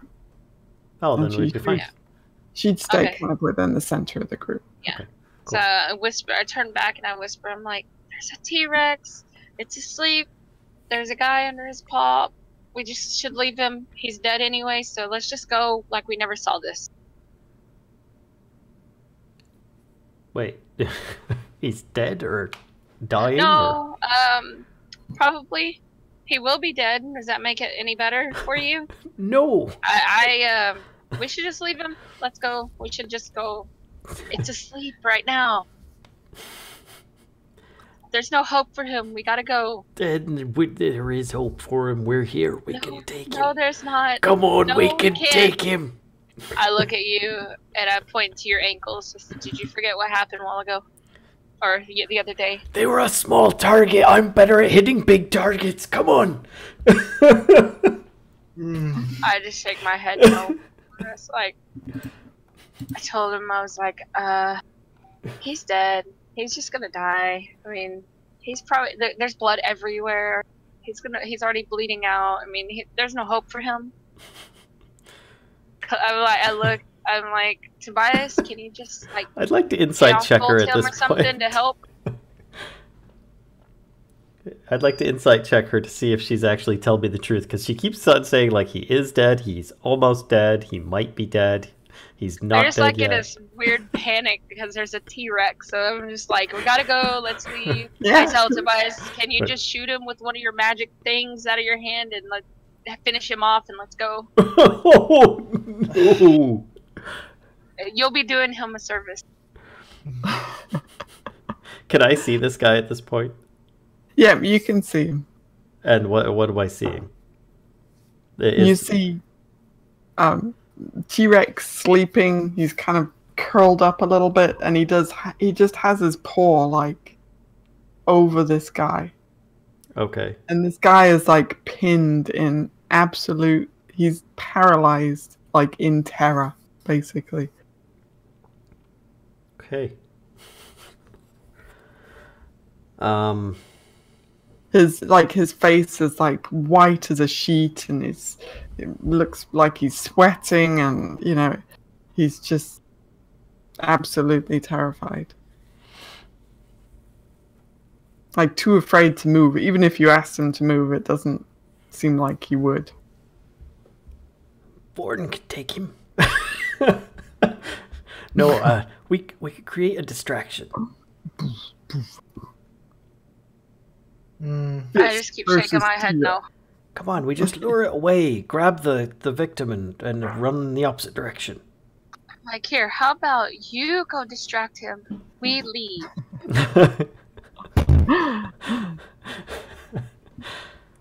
Come on. I mean, he doesn't have to die alone if you're there with him. What if that was you down there? I would probably be eaten. You guys would leave me. I know you would. No, we'd save you and probably take a hit or two in the process. But I think we can totally. I could make a big illusion or something. Distract him. A really nice looking girl T-Rex with like. And my bow on its head. Waving a little tail at him. I was thinking about it. I just shake my head. I'm like, you're not gonna leave until we try to save this poor guy who's dying, are you? He just stands there resolute, kind of glaring at you. I just look at Tobias. I'm like, any takers? You know, my suggestion? Ulfgar points at Tobias and says, he was in the same situation. Ooh. We were kind of cornered in the room. The difference is we were cornered in a room with Tobias, so we saved him anyway, so it's fine. We had to save We're not cornered in here with this thing. Yes. Alright, Ulfgar will say, fair enough. I've never required anyone to risk themselves, but I'm going to try and save this boy. Remember stealth? You didn't make it last time. I didn't say I was going to be stealthy. Tobias, what do you think of this situation?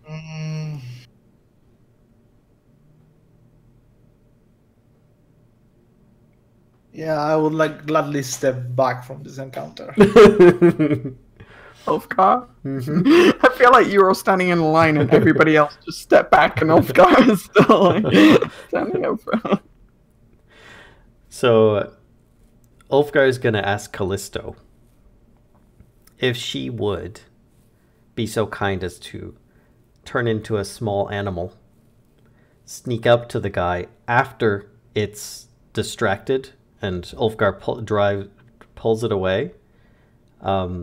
If she can then transform into something bigger and carry him away, while Ulfgar gets it distracted, but only if he can get it distracted.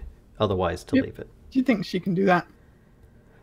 Okay. I just giggle a little bit. I said, you're going to run away from a dinosaur. It takes one step and catches up to you. We'll see. All right. I just like sigh. I'm just like shaking my head. I'm like, Flippy, you stay here and you don't move at all.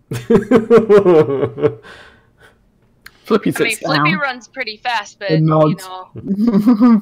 Flippy sits actually. He kind of like hides himself like under the, the vegetation and sits down and like peeks out at you and nods. Like, I'm not going near that thing. Yeah, he runs fast, but he doesn't run that fast. So, I just kind of point to him and say, stay there. You don't want to get knocked out like last time, right? He nods. So, I'm like, is there a way to get around this thing, maybe? It's not corners, just in the kind of hanging out in the middle of the jungle, right? Well, I mean, you could totally go around him. That's ideally what we need to do, so. Yeah, I want to attempt to try to get behind him. So, well, that's I guess stealth rolls? Well, I mean, that's what Ulfgar wants you all to do, is go around, and then he's going to try luring it in the opposite direction that we need to go, which is north. Flippy's hunkered down there. You can't go that way. Take it with you. Go round. Keep a wide berth and take her with you. I'll stay here so that you can all benefit from her quieting spell. I look at Flippy. Flippy, do you want to go around this thing and get close to it? Flippy just like huddles up next to you, like.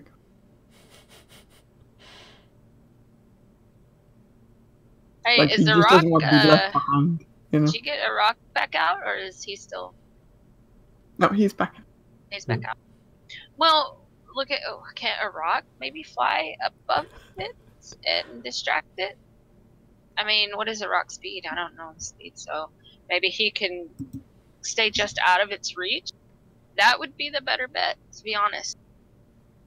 Ulfgar says, if it helps, I wasn't planning on using myself as the distraction. Oh, well, I was going to use you as the distraction, but... And this is another reason why I wanted you to go with the others around, because you'd probably push me in front of it. I was just going to strap some little shells or rocks or something on your feet, and as you run, you just... Clank along. Mm-hmm. Yeah. Mm-hmm.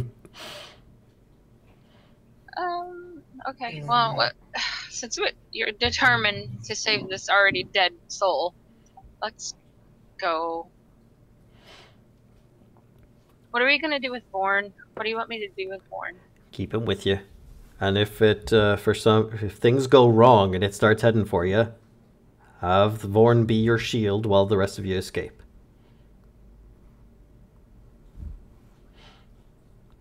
And I'll meet back up with you. Maybe if we don't find you splattered on the floor of the jungle. Or if you don't find me splattered on the floor of the jungle. Alright, well, if we're gonna do this, let's go. Because the longer we wait, the longer this thing's gonna wait. It has to nap and wake up, so let's go. Yep. Did anybody have a sleep? You don't have any kind of sleep spell, right? I have vials. I don't know what they do. Well, that's right. You were given a bunch of gifts, weren't you?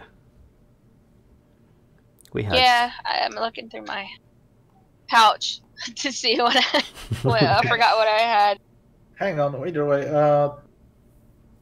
Do we still have the poison? Yeah, we've got some poison vials. And exactly how poisonous it is? It could take down T-Rex? Ingesting one of the bottles of poison was assumed to kill somebody, I think, within 24 hours was the expectation. Same day, something like that. I don't know if this thing would even be affected by that. It seems much, much larger than this little tiny dose of poison we have. I think I got it. I think I know what we can do. Okay. So I pull out the rabbit-shaped piece, the granite rabbit-shaped piece that I got from the goddess, right? I'm like, I can use this to conjure some animals, and that can distract it. It can think it's food.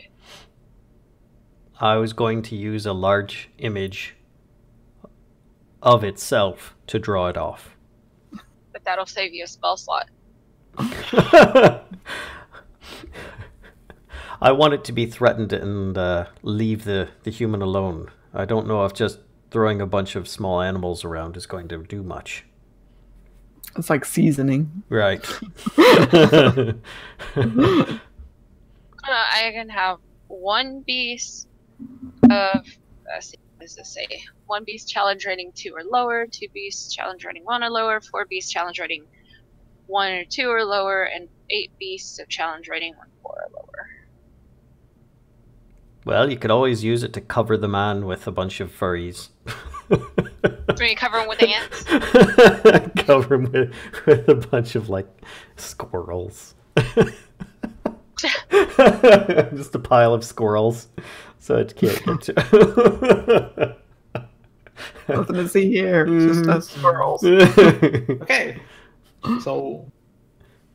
All right. So yeah, you just head off around the other side. I'll try and distract it, and Kellisto will hopefully be able to get to the lad and get him out of there, stealthy like, and then I'll try and meet up with you. So, you still want Kellisto to like do the thing with the small animals? Is that? Well, where she can turn into something super small so that she can sneak up to him unseen, once I've got its attention. Okay. And then if I'm able to draw it off, she would then turn into something bigger that she can carry this guy with, and then run off with him down this way. This guy's gonna freak out. He's gonna have a small creature run up on him, and that doesn't talk. And he's gonna be like, "Oh my god!" Well, no, I wasn't expecting to take any action until I've got its attention. Because for all I know, it's going to wake up and pick him up with it. And start running around with this guy in his hand. His little teeny T-Rex hand. I'm like, okay, well, if we're going to do this, let's do this before I change my mind and just leave him to die like I wanted to in the first place. So Kellisto suggests that she travels with the group to the location south of the T-Rex. And then shapeshifts. Yeah. Because she's pretty sure once she shapeshifts, her pass without a trace is gonna evaporate. Right. Maybe cease to deactivate. Yeah. Anyway. maybe even take people a little further away, and then she comes back up. Mm-hmm. Yep. Especially Vorn. Yep. Especially Vaughn. And she's going to ask Vaughn to carry her. So, yeah. Okay. Okay, so then anybody who's, I guess, traveling south, so like down here, can you make a stealth check? You have a +10 for Kellisto's pass without trace. I would like to stick with the group as far as like kind of getting a little bit around the side of it. Okay, so Valia just like Flippy's disappeared like, into oops. the undergrowth.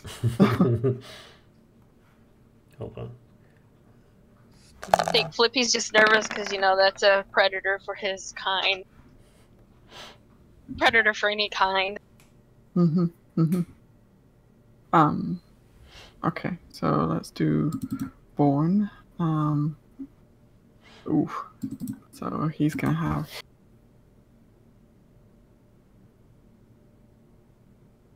his Born. Oh, Born does alright. Yay! Okay. And there was a +10 on top of that? Nice. No, that was with the +10. Oh, okay. Yeah, it's -1 dex. So. I didn't add the +10 to Flippy, so his is 16. Yeah, Okay. mine's 24. And let's do Aelia as well. So that's 23. 23. And then Kellisto, just to make sure she doesn't like. The rock. Okay, yeah. And Tobias. 17. It's still 17. It's still a 17. Yeah. Yeah, so you're able to make your way around the T-Rex. So are you is it like you're just kind of congregating like down here somewhere, or like where do you want to end up? The group who's not running distraction.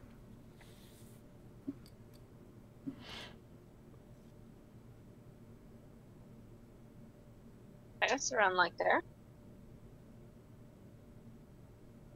Oh yeah. Okay. Wait, what? So You're like next to it? What are you doing? It's not really next to it, it's further back, but You see how far I am, right?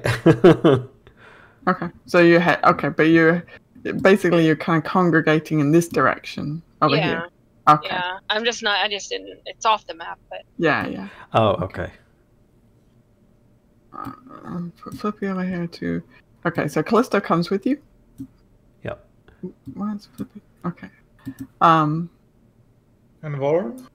And Born as well. Yep, you guys are all kind of over here-ish. Okay. Did I just... Okay, no, I didn't. Alright, then, Kellisto is going to shapeshift into a small rodent. And she is going to... oh, actually, I do need... Hang on one sec. I need to find a rodent so she can make what, like a mouse or something? A mouse or a rat? Probably a rat.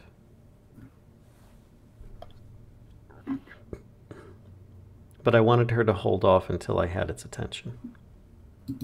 Yeah, yep. She's hold off shapeshifting, you mean? Right, because I don't even know if I'm going to be able to get its attention. Actually, you know what she's gonna go for? Nope. She's gonna go for just a spider. That's going to be kind of slow. She is 20 feet. Okay, cool. So she turns into a little spider. So wait, hang on. So the plan was that she thought the plan was that she would then leave the group once she kind of got them past and... Oh, and then come back a bit and doing. then wait for me? Okay, yeah. Yeah. Yeah. So she moves kind of back, within. So she's doing a little spider stuff. This is the worst plan I've ever come up with. So wait, so you didn't want her to get close to the dude? Not until I've got its attention. I don't want it to wake up and suddenly, like, see her and chomp her. I wanted her to be able to come in once we've got it distracted. Make her way like. Yeah. Well, I don't know where she is, so I just. Okay, fair enough. Yep. So this is a very good point. Yeah. Actually, you all kind of lose sight of her as she turns into a spider. So, major image. I have 120-foot range. And over here, I'm gonna have, because I'm just gonna have it be a 15-foot cube, but I might affect like a 20-foot area with it, where like if it's walking around trees and stuff, I'll make it look like the trees are bending out of its way, even though they're not. Okay. But I will make a similar one to itself, maybe a little bit bigger even. And it makes the same sounds and smells and everything that it would. Which I'm basing it on, what was it we fought before, an Allosaurus? I think. I'm basing it off of that because I haven't seen a T-Rex. So this is like a 20-foot cube, right? Go ahead. So your image can be no larger than a 20-foot cube? Right. Wow, that was loud. Sorry about that. No, that's right. So the square that I just made represents the size of the creature, but it will probably affect, like, I can't go any larger than, here, I'll do this and then see if I can drag that. So it will affect the scenery around it like that. So therefore, I can make it look like some of the trees are being pushed and stuff like that while it's walking through the jungle and whatnot. I guess. Actually, what I'll do is I'll make it an Allosaurus instead, because that's what we saw. I'll just make it a really big one. I'm familiar with those. I know what they sound like. Okay. So. Yeah. Yeah, I mean, you think it's probably going to be like a little bit smaller than this guy is? Or girl? You're not sure? Didn't get that close? What, the 15-foot cube? Yeah, like you think like it'll be a little bit shorter, probably, than this guy, this T-Rex that is currently snooze-lating. But otherwise, yeah. All right. So... So then it's going to start things off by doing a big roar. When I think, about the time that I think everybody's ready, I will pop this into existence, and then I'll have it like make a loud crunch noise from like a tree collapsing that it might have stepped on, potentially, illusionary, but and it does a big roar. Okay. Really, really loud, like Jurassic Park style. Alright, so, okay. So, immediately, right, this, the T-Rex wakes up and, like, kind of jumps up as well, like, immediately kind of into, like, battle stance and sees this, slightly smaller than it dino, I would say that Ulfgar would be doing this from cover, so he's like in a shrub or whatever at the moment. I think the only difficulty you'll have is that being able to see it. Yeah, exactly. Like being able to see where you're moving it. It'd probably come over here then. Okay, and make another. I think you also need to. Oh, well, wait, hang on. So, actually, you didn't really move that far, right? Because you guys were up here to begin with. Right. Right. So, you haven't really moved that far. Yeah. Okay. I would have made sure that I could see where I'm moving the thing. Yeah, okay. So then, I think, so this T-Rex wakes up, like, immediately kind of climbs to its feet, lets out a bellowing roar back, and yeah, I mean it's just absolutely like ground shaking. Mm-hmm. Does he like cause fear or anything like that? Just Come here, you. having a look. I don't think he does. No, he doesn't. Okay.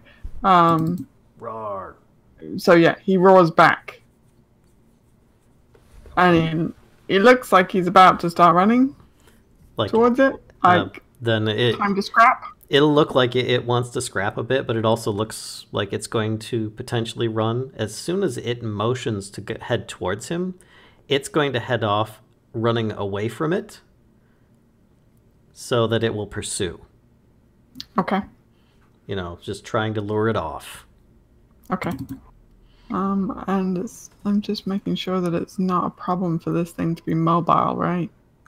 Create an object or a creature. Object appears at a spot that you can see within range. Lasts the duration. Completely real. Sound smells. Okay. Okay. Yeah. So it's completely real. Mm-hmm. As long as you're within range, you can use your action to cause the image to move to another spot within range. Mm-hmm. Okay. That's 120 feet, but obviously, like you said, the further away it gets, the more shrubberies are in the way. Yeah, and so I mean, what's going to happen, right? Is the further away it gets, it's not that you can't maintain the image, but it's just like that you're not going to be able to see the things to move them in conjunction with it. Which so then, yeah, so it's going to kind of it gets an intelligence check to break free of what the heck is this? yeah. It's a two-dimensional dinosaur. What the heck?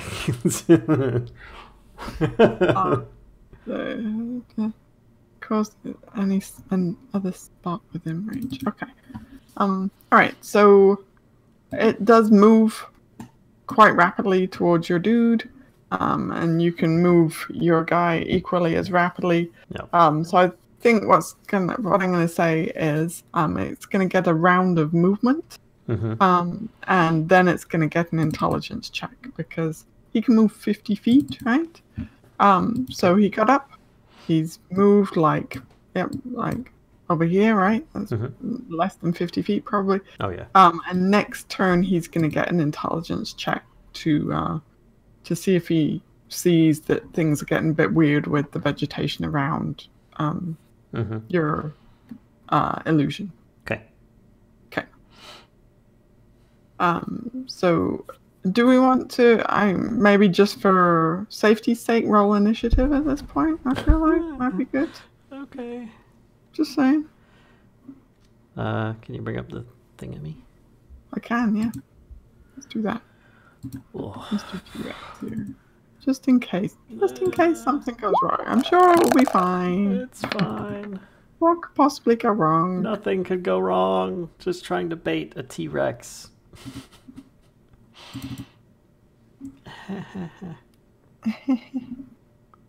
Alright, Kellisto.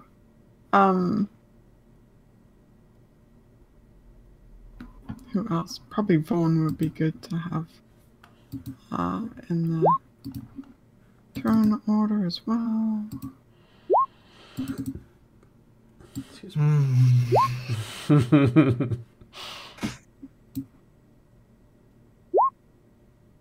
Ah, Flippy, seriously. He is on it, man. He is on it. Flippy's like, yo, I'm out of here. Okay, is that everybody? He's like giant chicken leg. Oh, then I need to get random dude as well. Random dude as well. Yep. Random get dead guy on the floor. Okay, so I don't know how my javelin ended up in his chest. I'm sorry.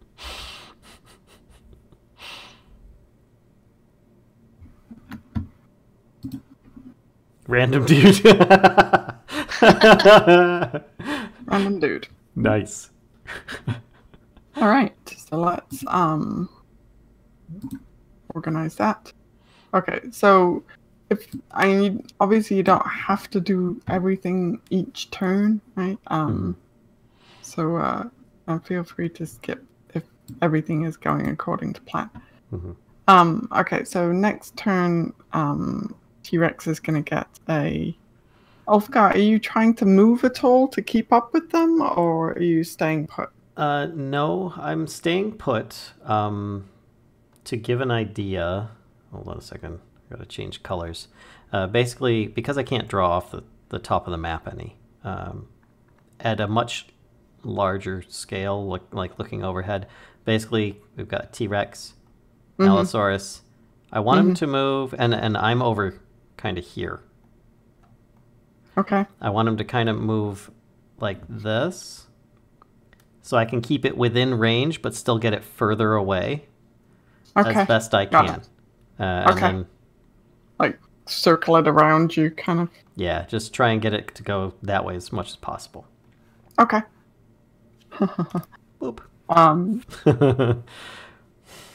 Okay, so then, I'm hoping it'll buy me one more round on top of the 2 that we might get.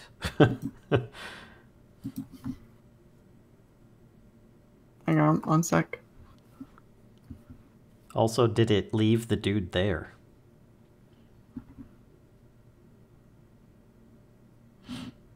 Yes, it did leave the dude there. Yay. He's gonna turn into a frickin' zombie and attack us, isn't he? That would be the ultimate backstab. Okay, so, boop, suddenly a horse appears next to the dude. And how's she gonna get him on top? I was expecting a bear, but that works. And how's she gonna? What did you say? How's she gonna do what? Get him on top of her. Yeah, I suppose she could turn into herself. She's kind of motioning, like. Okay, what are you doing exactly? Are you like checking on Kellisto, or are you operating your major image? I'm operating my major image and shutting off. He's metagaming. Sorry. So she's motioning and let's see. Let's hang on. I'm just gonna can I see this at this point? Was she just turned into this horse? You do see a horse. Yep. All right, I'm just gonna sprint in because at this point I'm just like, oh, this is ridiculous. I'm gonna sprint in and toss the guy over the pack of Kellisto. Okay. Yeah, he is like he's like a rag doll because he's just like absolutely petrified. Like, so yeah, you can quite easily toss him over the back of Kellisto, and I slap her on the butt. I'm like, get out of here, and then look around on the ground because I saw some packs and stuff, and just grab what I can and take off. Okay. Yep. You find you do find unfortunately you find a foot, but you also find a pack. So you've got one adventurer's pack. I just grabbed the foot and the pack because I'm like, I don't know if this is his, so we're just gonna go. Maybe I can stick it back on later. So I would say in general, yeah, your heist is working so far. Your T-Rex heist is working. The T-Rex does seem to be kind of chasing your image. Let me just make a quick, hang on, what's his They only go by movement. Oh, he is a box of rocks as well as when it comes to intelligence. Wow. Yeah. Okay. DC of 15. So there is no way he's making this. He just needs to roll 15 or above, unless even if with minuses, he still make it. Oh my gosh! It's only so long I he can rolled a natural one. Perfect. Well, he's groggy. He just woke up. He did just wake up. He's got a belly full of humans, and he just woke up. So yeah, the heist completely works. You are able to lure the T-Rex away. He's probably about he's getting pretty close to the max range of your spell because he's moving pretty fast. Mm-hmm. So you throw the dude over the back of the horse, and yeah, he off he goes. We start running away. I'm just like, come on, we gotta go now. Okay. So, which way are you Well, Away from the monsters. yeah, okay. But you're not sure like which. Okay. If I feel that I would be able to move at normal speed or run without being detected, I would do so. But if not, I would try and stealth away. I don't want to be seen or detected. Seeing the T-Rex, he is adamantly moving towards your major image. Okay. I try to, when it gets to the close to the end of my like range with it, I try and make it look like the Allosaurus like tripped into the trees and underbrush. Okay, so he just does a face plant into the ground. So it like kind of goes out of view, and therefore it's got to maybe search for it. I don't know, and then I try and leg it out of there. Okay. All right. Yeah. So after kind of a short run, Valia, you've got this dude over the back of a horse. You see like Ulfgar like coming sprinting up behind you, like doing the dwarven shuffle. Exactly, doing the dwarf run, just like Gimli in Lord of the Rings, doing the run up to you. So yeah, you can hear like the T-Rex kind of in the distance behind you as you all move quickly away from this area. Let out this giant roar again, and you continue to kind of push forward, and you hear him roar once more, but much further behind you at this point, and all manage to escape with Random Dude. So you now have Random Dude. Yeah, healing word once he's in range. If I'm able to regroup with everybody or not, I don't know. Okay. Yeah, he seems like he's had like a bit of a break, a bit of a mental break while he was like under this T-Rex's paw. So he is not coherent at all. He's gibbering, and yeah, I mean, perhaps Aelia would be able to give him a heal and carry him. Yeah, yeah. I mean, he looks a bit scuffed up. Maybe like the T-Rex was kind of toying with his food a little bit. So hang on, I'm going to move, as we're done with this battle map, I'm going to move you back to the map here. I was so expecting a spectacular fail on that. I was expecting to be T-Rex, Nom, one chomp, and I'm gone.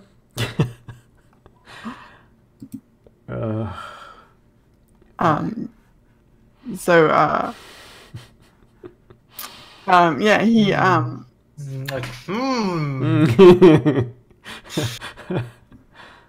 This ended so well. That's better than I thought it would. But this poor dude is like is a mess, basically. Yeah.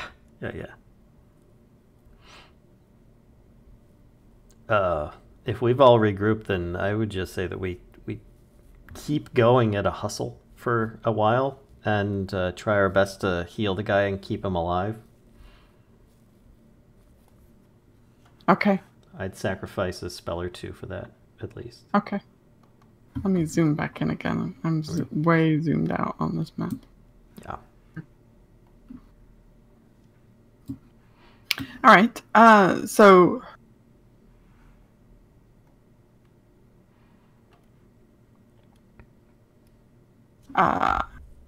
you're traveling throughout the rest of the day with this guy kind of on, Kellisto.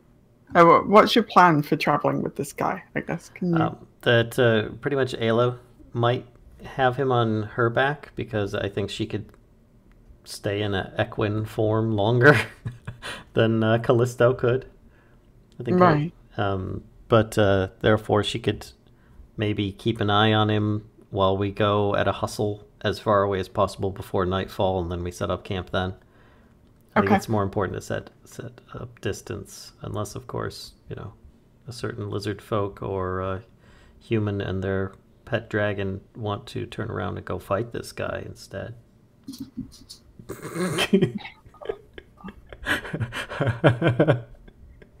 Very tempting. Okay. You could pew him from a distance, right? So, so when so you travel the rest of the day. Random dude is over the back of Aelia. He does seem to be like he's just like muttering to himself. You know, he doesn't seem to have like anything on him really. Whatever he had is kind of lost to the jungle, or perhaps in the pack that Lyssa's got.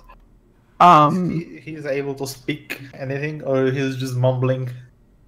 He's mumbling. Are you gonna try and kind of converse with him, or? Do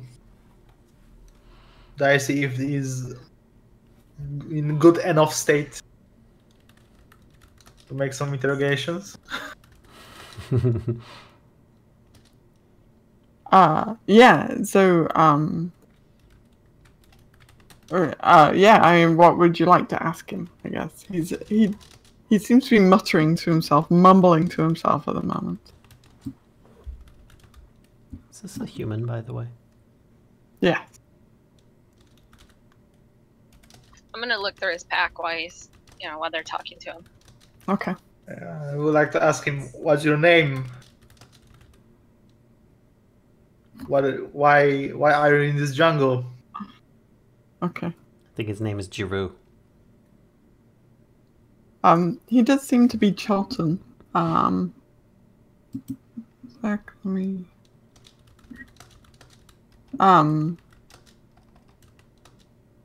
He says, my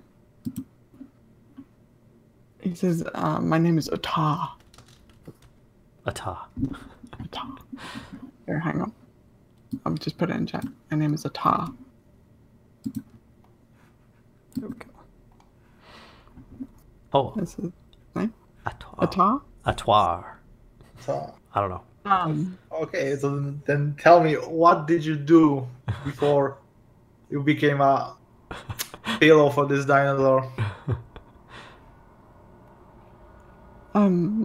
He seems like pretty confused by the question and starts like biting at his nails, like he's like, biting his nails and just really like, his eyes kind of grow wide and darting around, and he seems very paranoid. But he doesn't really answer.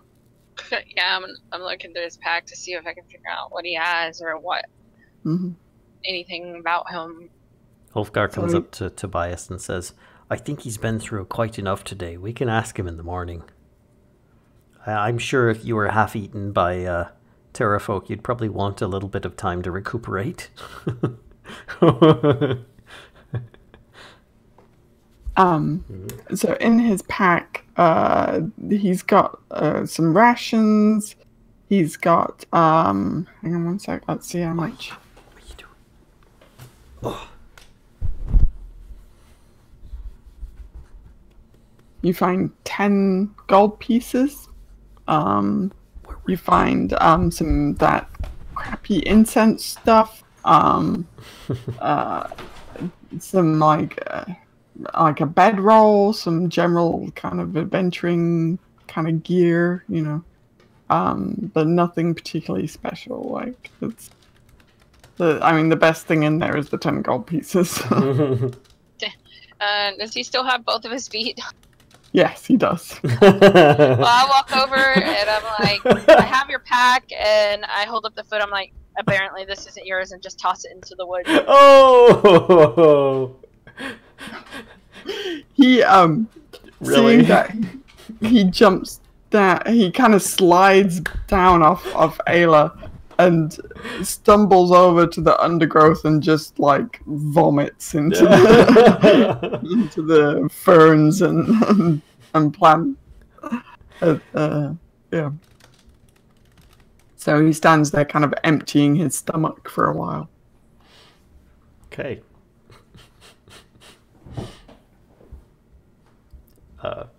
We'd encourage him to keep up. We need to set some distance between us. And so I kind of set him up by the campfire, and what were you doing out in the woods? Like, how did this T-Rex find you? Oh, did we get far enough away that we're camping? Yeah, Oh, yeah. I mean, you can kind of travel the rest of the day, right? Like, Ayla's like, I don't think I want to carry him anymore. So you do slow down a little bit. He's kind of stumbling along, kind of towards the back of the group. Seems to be in kind of a daze. He just seems to kind of follow you, just as best he can. But yeah, so you can do that kind of for the rest of the day and set up camp as usual in the evening. I'll sit there next to him by the campfire, and I'm like, here, I'll put food in the pot and stuff and stir it. I'm like, Ulfgar, let me see your spoon. Here. Stupid spoon. Stupid fairies that wanted stupid spoons, so I'm just stirring it. I'm talking to the guy. I'm like, hey, I keep snapping my fingers in his face. I'm like, hey, pay attention. Just like, what were you doing out here by yourself?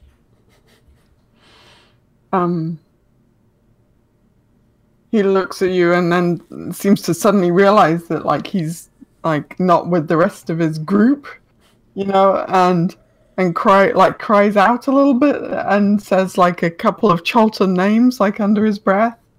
And then just starts, like, weeping, like, uncontrollably. I'm just like, ugh. I said, did that foot belong to one of your party members by chance? Ulfgar keeps on wincing. He's just like, oh. He's just not even paying attention to you at this point. He's just, like, he stands up and he kind of walks around a little bit, like he's looking into the jungle, like he feels like he wants to go somewhere but is afraid to, and he's just looking, through the trees into the jungle. And I stand up. I kind of put my hand on his shoulder. I'm like, you need to sit down. You've been injured. You're confused. Have some food, have some water, and rest, and then we'll try to find your party in the morning. I look at Ulfgar. I'm like, is that better? Much. We're on our way to Kir Sabal. We might have friends there that could help. Yeah, I look at him. I was like, do you know Kir Sabal? He looks at you and kind of shakes his head. Like he doesn't know much of anything at the moment. Okay, that's enough. Yeah, I just set him down and we'll hand him a bowl of food, and I tell him that, all right, I guess we should eat and then rest up, and hopefully we come across full parts of his party. And I tell the guy, don't try to leave, middle of the night. You're still injured. We're trying to help you, and we'll see if we can help you find your party. And I'll go sit by a tree, like where I can see him with Flippy. And I'll tell Flippy, come on, let's sit over here and wait, and I'll watch, take first watch or whatever. Okay. There are still, like, tears, like, kind of streaming down his face, but he seems to be a little more collected. And he does kind of take the food, and then suddenly, like, it's like he realizes that he has, like, a tremendous hunger, and just, like, starts eating, like, quite rapidly, and seems to settle down a little bit. Ulfgar, like, prestidigitation to clean him up and use a bit of mending on his clothes that were ripped and torn. Okay. Sure. Get him straightened. Mm-hmm. And then just do the usual thing of setting up the bubble and say, you can pass outside of this, explain to him what it is, and say, but it'll hedge out anything from attacking us, but, once you go outside of it, you're unprotected and open in the jungle. I recommend you just stay here for the night. We'll keep you protected, don't worry. Okay. He does, he seems a little wary of the group. Like, he's just really unsure of everything at the moment. So he does kind of sleep as close to the edge of the bubble as he can, kind of thing.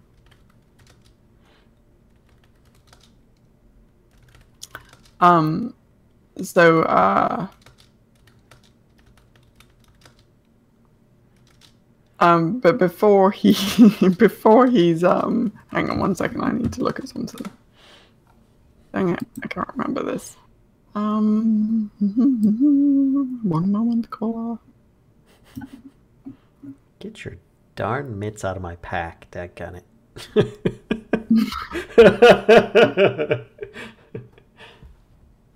That's not the right place.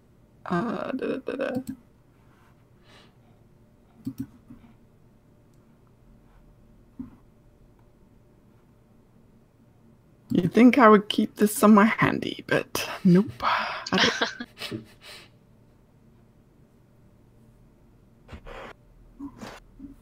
mean, hang on, let me search.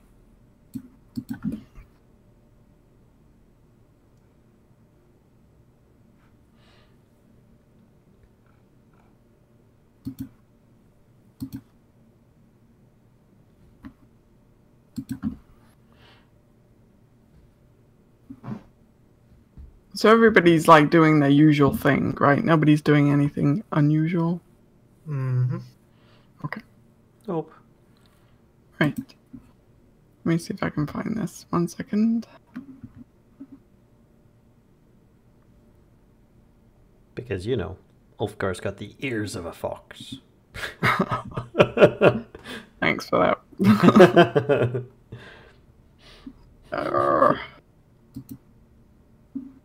Nope, that's not it. Where did I put this? Oh, I remember where it is. I have no idea what you're talking about. That's alright. So can you all make Constitution saving throws for me, please? Ugh. Is it anything to do with poison? Not really poison. Right. Just because I have the Dwarven Resilience thing here. I'll just post this and you can make your decision if I get it. Oh, you know what? Nope. It says humanoids that can't be poisoned are immune to this effect. Well, I can be poisoned. Okay. It's just I get, you know, I get 11 instead of 10. Okay. And resistance against it if there's any poison damage, but. All right. No. So. Okay, 14 is the DC. So, let's see. Kellisto also needs to do that as well. Oh, that wasn't a save. That was same thing. Oh, anyway. Yeah. So she saves either way. And then Aelia needs. Okay. So. Hang on. Let me make a little roll for a random dude here.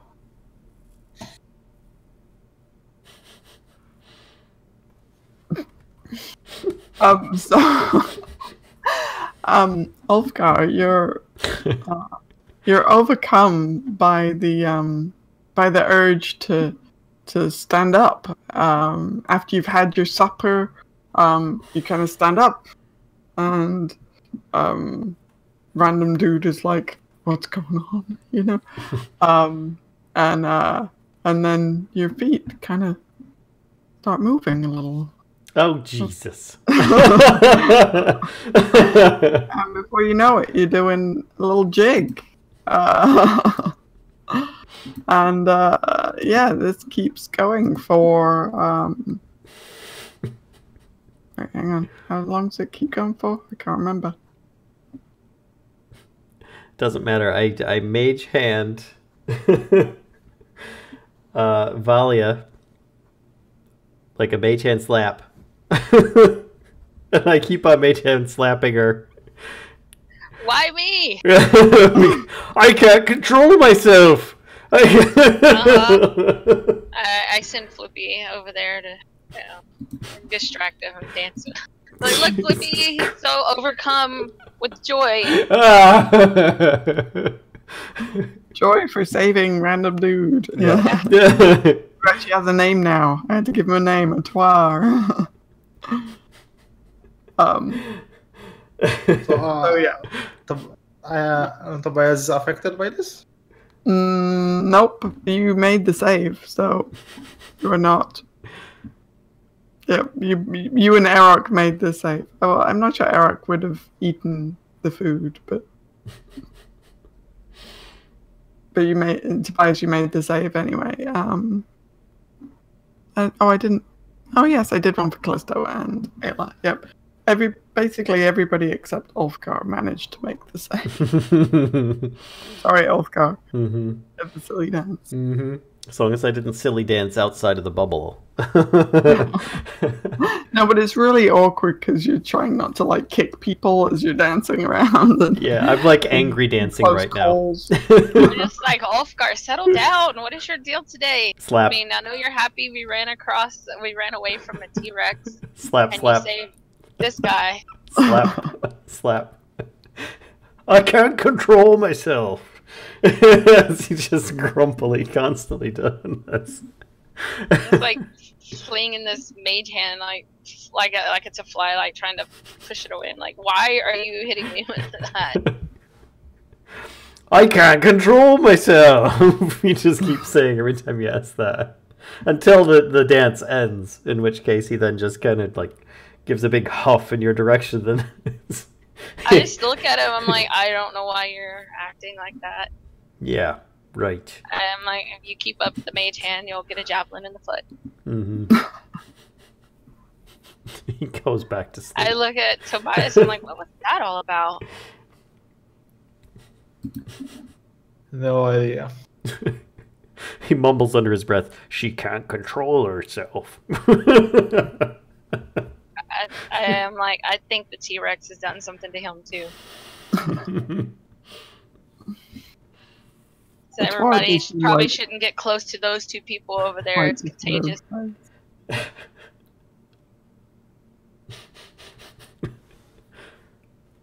Okay. So eventually the urge to dance subsides, Ulfgar, and you're able to take your rest again after quite an exhausting kind of a escapade there.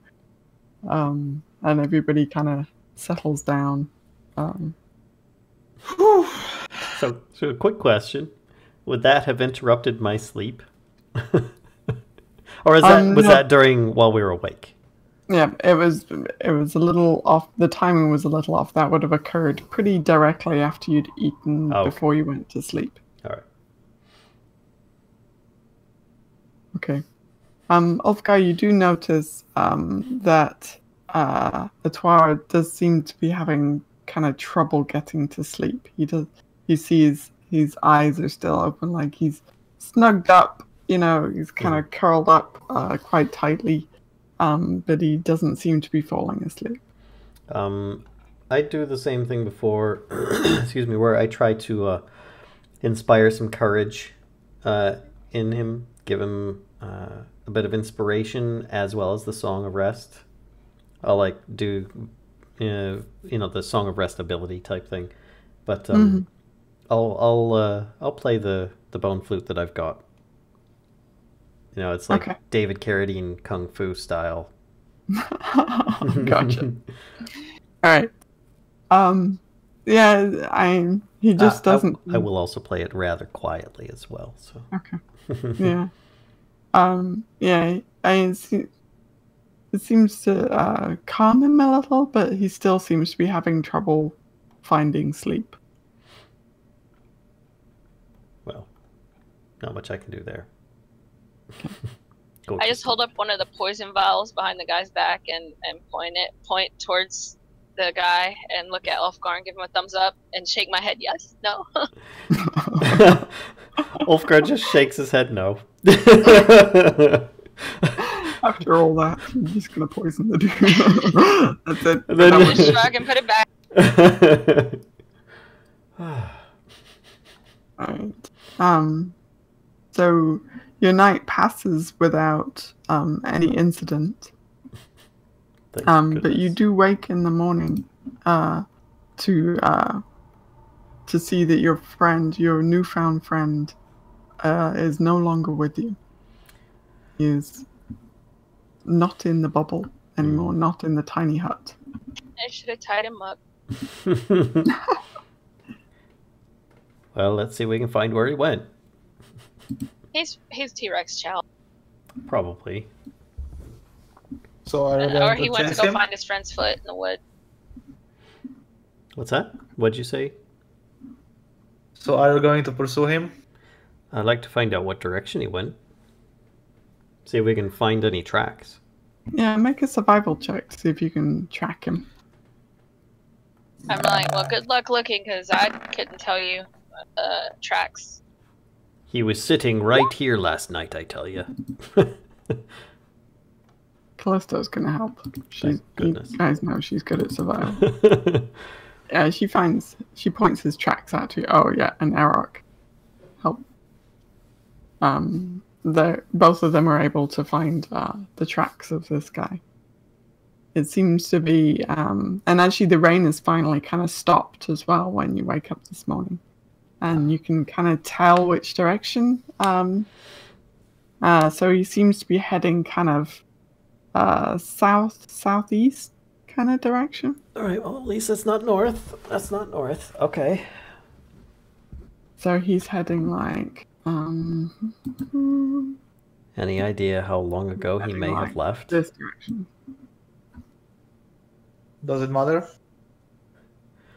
We might be able to overtake him.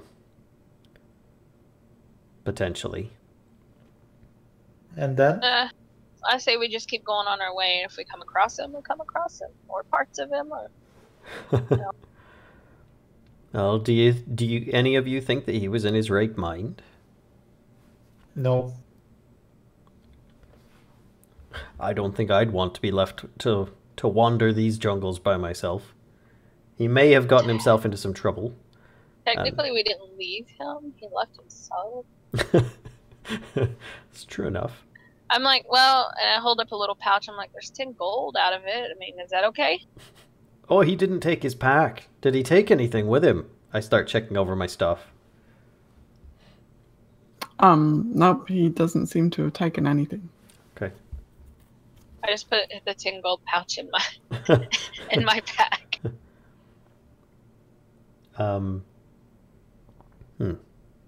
Well, if we work it out properly, we could probably hustle up and catch up to him. I mean, if the man's not gone on with any sleep, or if he just got up early, we might be able to overtake him. Perhaps even Arokh might be able to find him from the sky. Though with this amount of overgrowth, I don't know if that's possible. Yeah, we're kind of thick in the woods here. But I mean, we're heading south. We can keep an eye out. We could head in that direction a little bit, in the hopes that we come across him. I mean, it does seem to be in the general direction we're going. Mm-hmm. So I'd say we try and overtake him. Nope, that's not the right thing.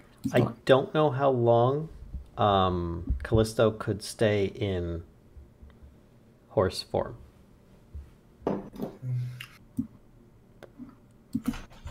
Why do you want it to stay in horse form?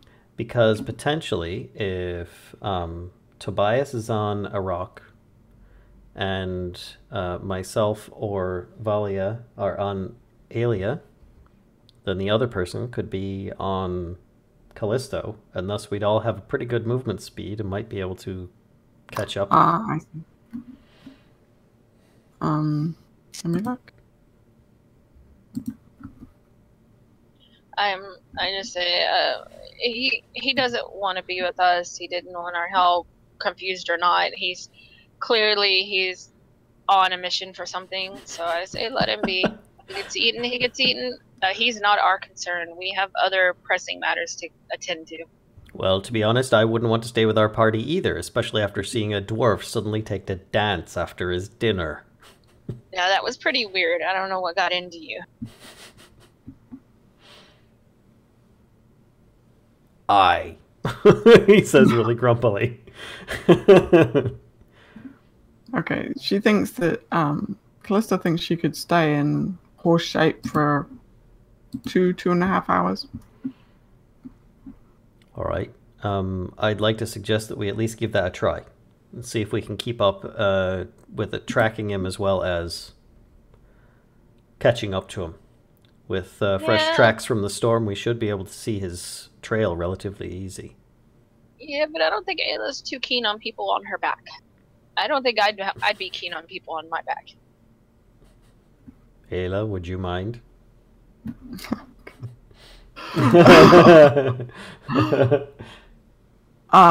Yeah, you guys are gonna have to make this decision another way because I'm not gonna. All right, so get on Kellisto's back.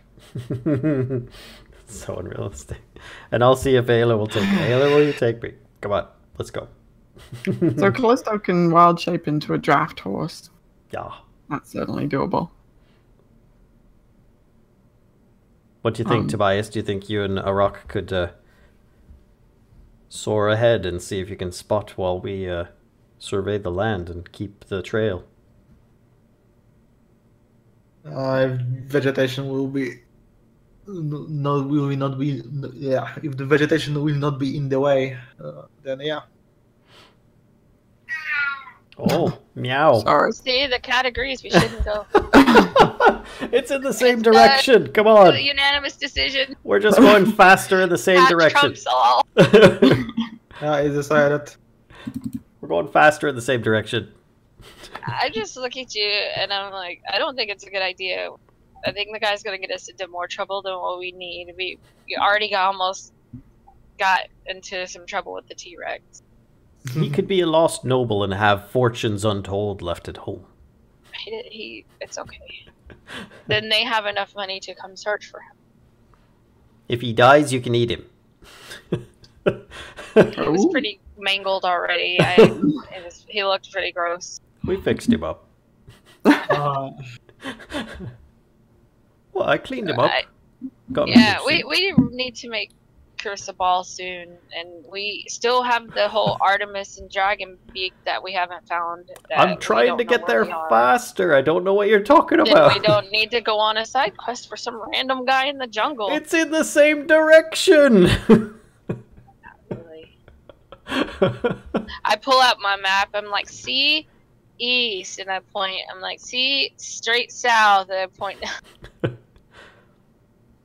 Right. So if we go by horse speed, then we should be going a bit faster and therefore still make the same amount of time as if we were traveling normally. He's trying to convince himself now. Yeah. I said, I'm looking at you. I'm like, no. I said, you can't even convince yourself at this point. We're not doing it. We just, if we come across him, we come across him.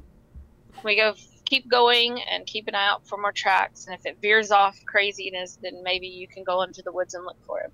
All right, well, I'd at least like to go 20 minutes in that direction to see if the guy just passed out walking outside of the camp. Is that too much to ask?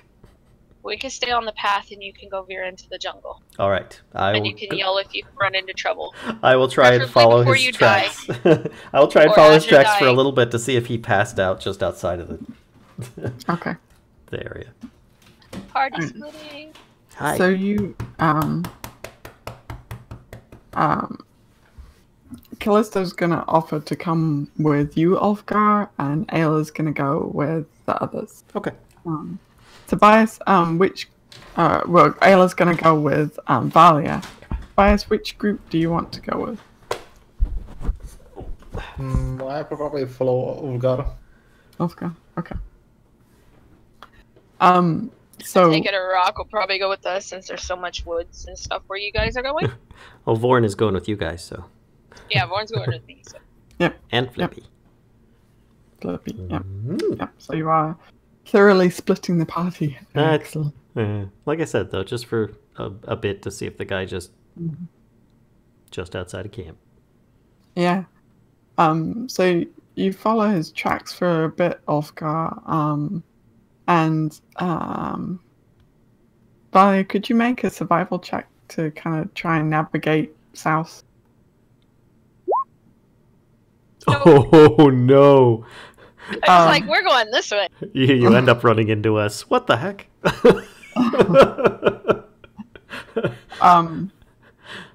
So you head off Valia with the rest of that group in the direction that you believe is south. Mm-hmm. Ulfgar and Tobias, Arokh and Kellisto, you follow the tracks for... How long are you going to follow them for? 20 minutes. Okay. You do think, like... so you can follow them quite easily. He doesn't seem to be making any kind of effort to hide his tracks at all. You follow them quite easily. And you do think that up ahead, it looks like the jungle, like, is not as dense. Okay. But you don't see a tar yet. Okay. Well, one last quick check before we turn round. Arokh, Tobias, would you mind seeing? I see it looks like the jungle starts to clear a bit up ahead. Perhaps an open field. You might be able to see something? I'm making no promises, but I try. Okay. So, are you sticking to the ground or are you flying? We are flying. Okay. So, and Ulfgar, are you following behind or are you staying where you're at? We're going to stay where we're at and keep an eye on where he's going in the sky. Okay, doke. All right. So, so Arokh and Tobias, it's quite easy. I mean, it's obvious, right, to see. You don't have to worry about like perception checks at the moment. But as you approach, like, what is definitely like area where there actually, as you get closer, you can see there just aren't any trees in this area at all. It's like devoid of trees. And as you get up to that point, you see that there's a big sinkhole in the ground. It's roughly circular. And the opening of it is about 90 feet across. And the walls of the sinkhole are stone and they're nearly vertical. But there are vines growing down them. It is about 30 feet down this sinkhole. You see is murky green water. And as you look at it, you can see hundreds of frogs are hopping around in the vegetation. There's all this like pondweed and lily pads and all this, plant life in this water. And there are hundreds of frogs hopping around on this. But in particular, you see that above the murk, right? So you've got this kind of flat surface of this murky water, and out of this murk rises this massive rib cage, and also fine wings of a bone. Oh, sorry, bones of a wing, wings even. So you've got this rib cage, right, that's rising up out of this murky water, and then kind of out from the side of that are wing bones. So you've got this kind of structure of wing bones coming out the side of that. Okay, do I see our friend? You do. His body is floating in water, face down. Okay, nothing to see. There is, from the bones that are rising up out of the murky water, there is vines and moss and lichen are all hanging from them.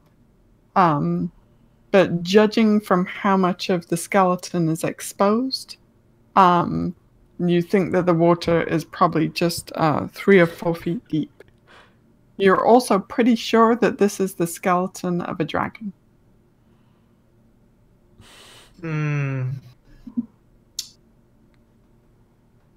So he did not took anything from us.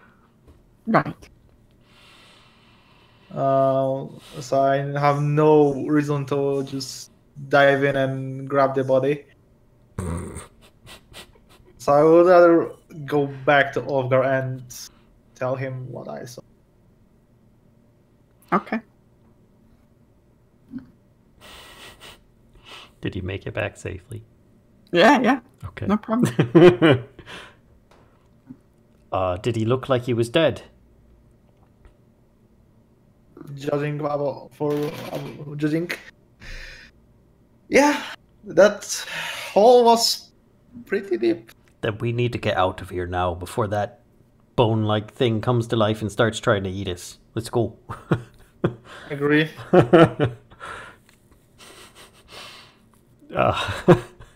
Last thing we need to do is fight an undead dragon. God. We just... I mean, there wasn't any sign of a skull. Well, I don't know. You said it was that, it was rising up out of the water, right? Yeah, it was rib cage and wing bones. Oh, they were in the water, not moving. Right. Oh, I thought they were actually coming up out of the water. No, I just meant rising, like the water is flat, and you just see bones poking up out of the water. Sorry, not like they're like. Okay. They're not moving at all. They're just poking up out of the water. Sorry. Right. Okay. Well, one way or there's no skull, there's no tail, bones that you see, or signs of leg bones or anything like that. It's just the rib cage and the wing bones that are left. Well, still, I would fear that we might. I don't know. If he ended up in there, then we might as well. I don't know. That's. If he's dead, but then he might come back.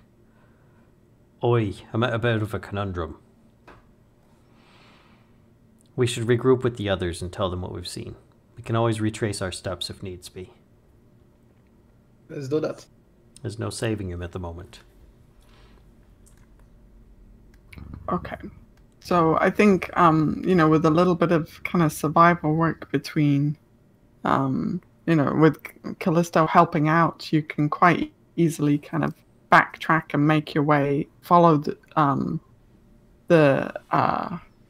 path that Valia and that group took, especially because they've got Vaughn with them, right? And see these big footprints, like Vaughn-sized footprints leading away.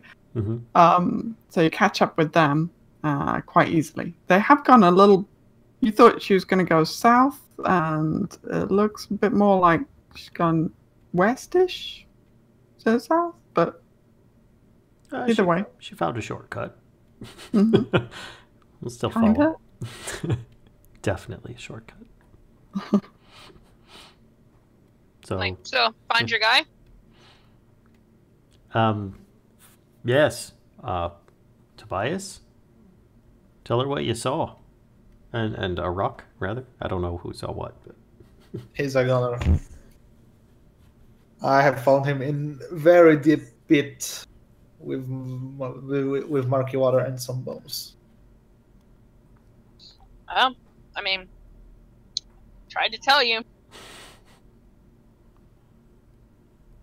No, I guess we just continue on south, or do you want to go check out the bones or whatever y'all found? No, and no. Let's move. Ulfgar says, well, here's the dwarfness of me kind of speaking to me. Is that it's danger, he probably fell into the pit and died. That's a bad thing, obviously. Especially after our efforts before. But, the other thing is that you mentioned that they might be the bones of some kind of dragon. As opposed to a dinosaur. Whereas... dragon bones, we could sell those pretty, for a good, nice price in the city. Or at the very least, a dragon might have been guarding a horde. That means treasure. Dragons mean treasure. And these trips are not exactly cheap. And not exactly wise and safe either. You can start seeing the gold sparkles in Ulfgar's eyes. It's it means treasure. It also means danger. Right, because... I think we should just continue on where we're going. Oh. We'll come back to it later. I'll mark it on my map. I just put like a little dot on the map. Okay. Let's do a little bit of text on the map. We still need to see if we can get, hopefully find Dragon Bait and, excuse me, an artist at Kir Sabal. So you put a dot where you think you are on the map. Exactly. Okay. Oops. 12. Oh, change it to 12 font, and then it gets really big. There we go. Put it about here.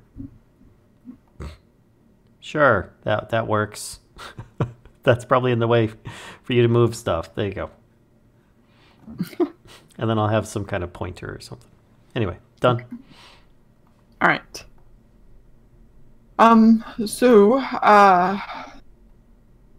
So you kind of get back on track a little bit. Kellisto's going to make a survival check, see if she can guide you to Kir Sabal.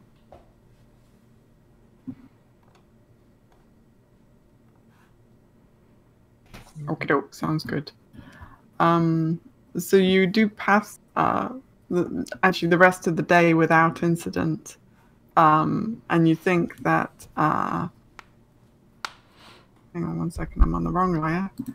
You think that you're going to probably, if you are where you think you are, probably going to reach Kir Sabal tomorrow. No. Nice.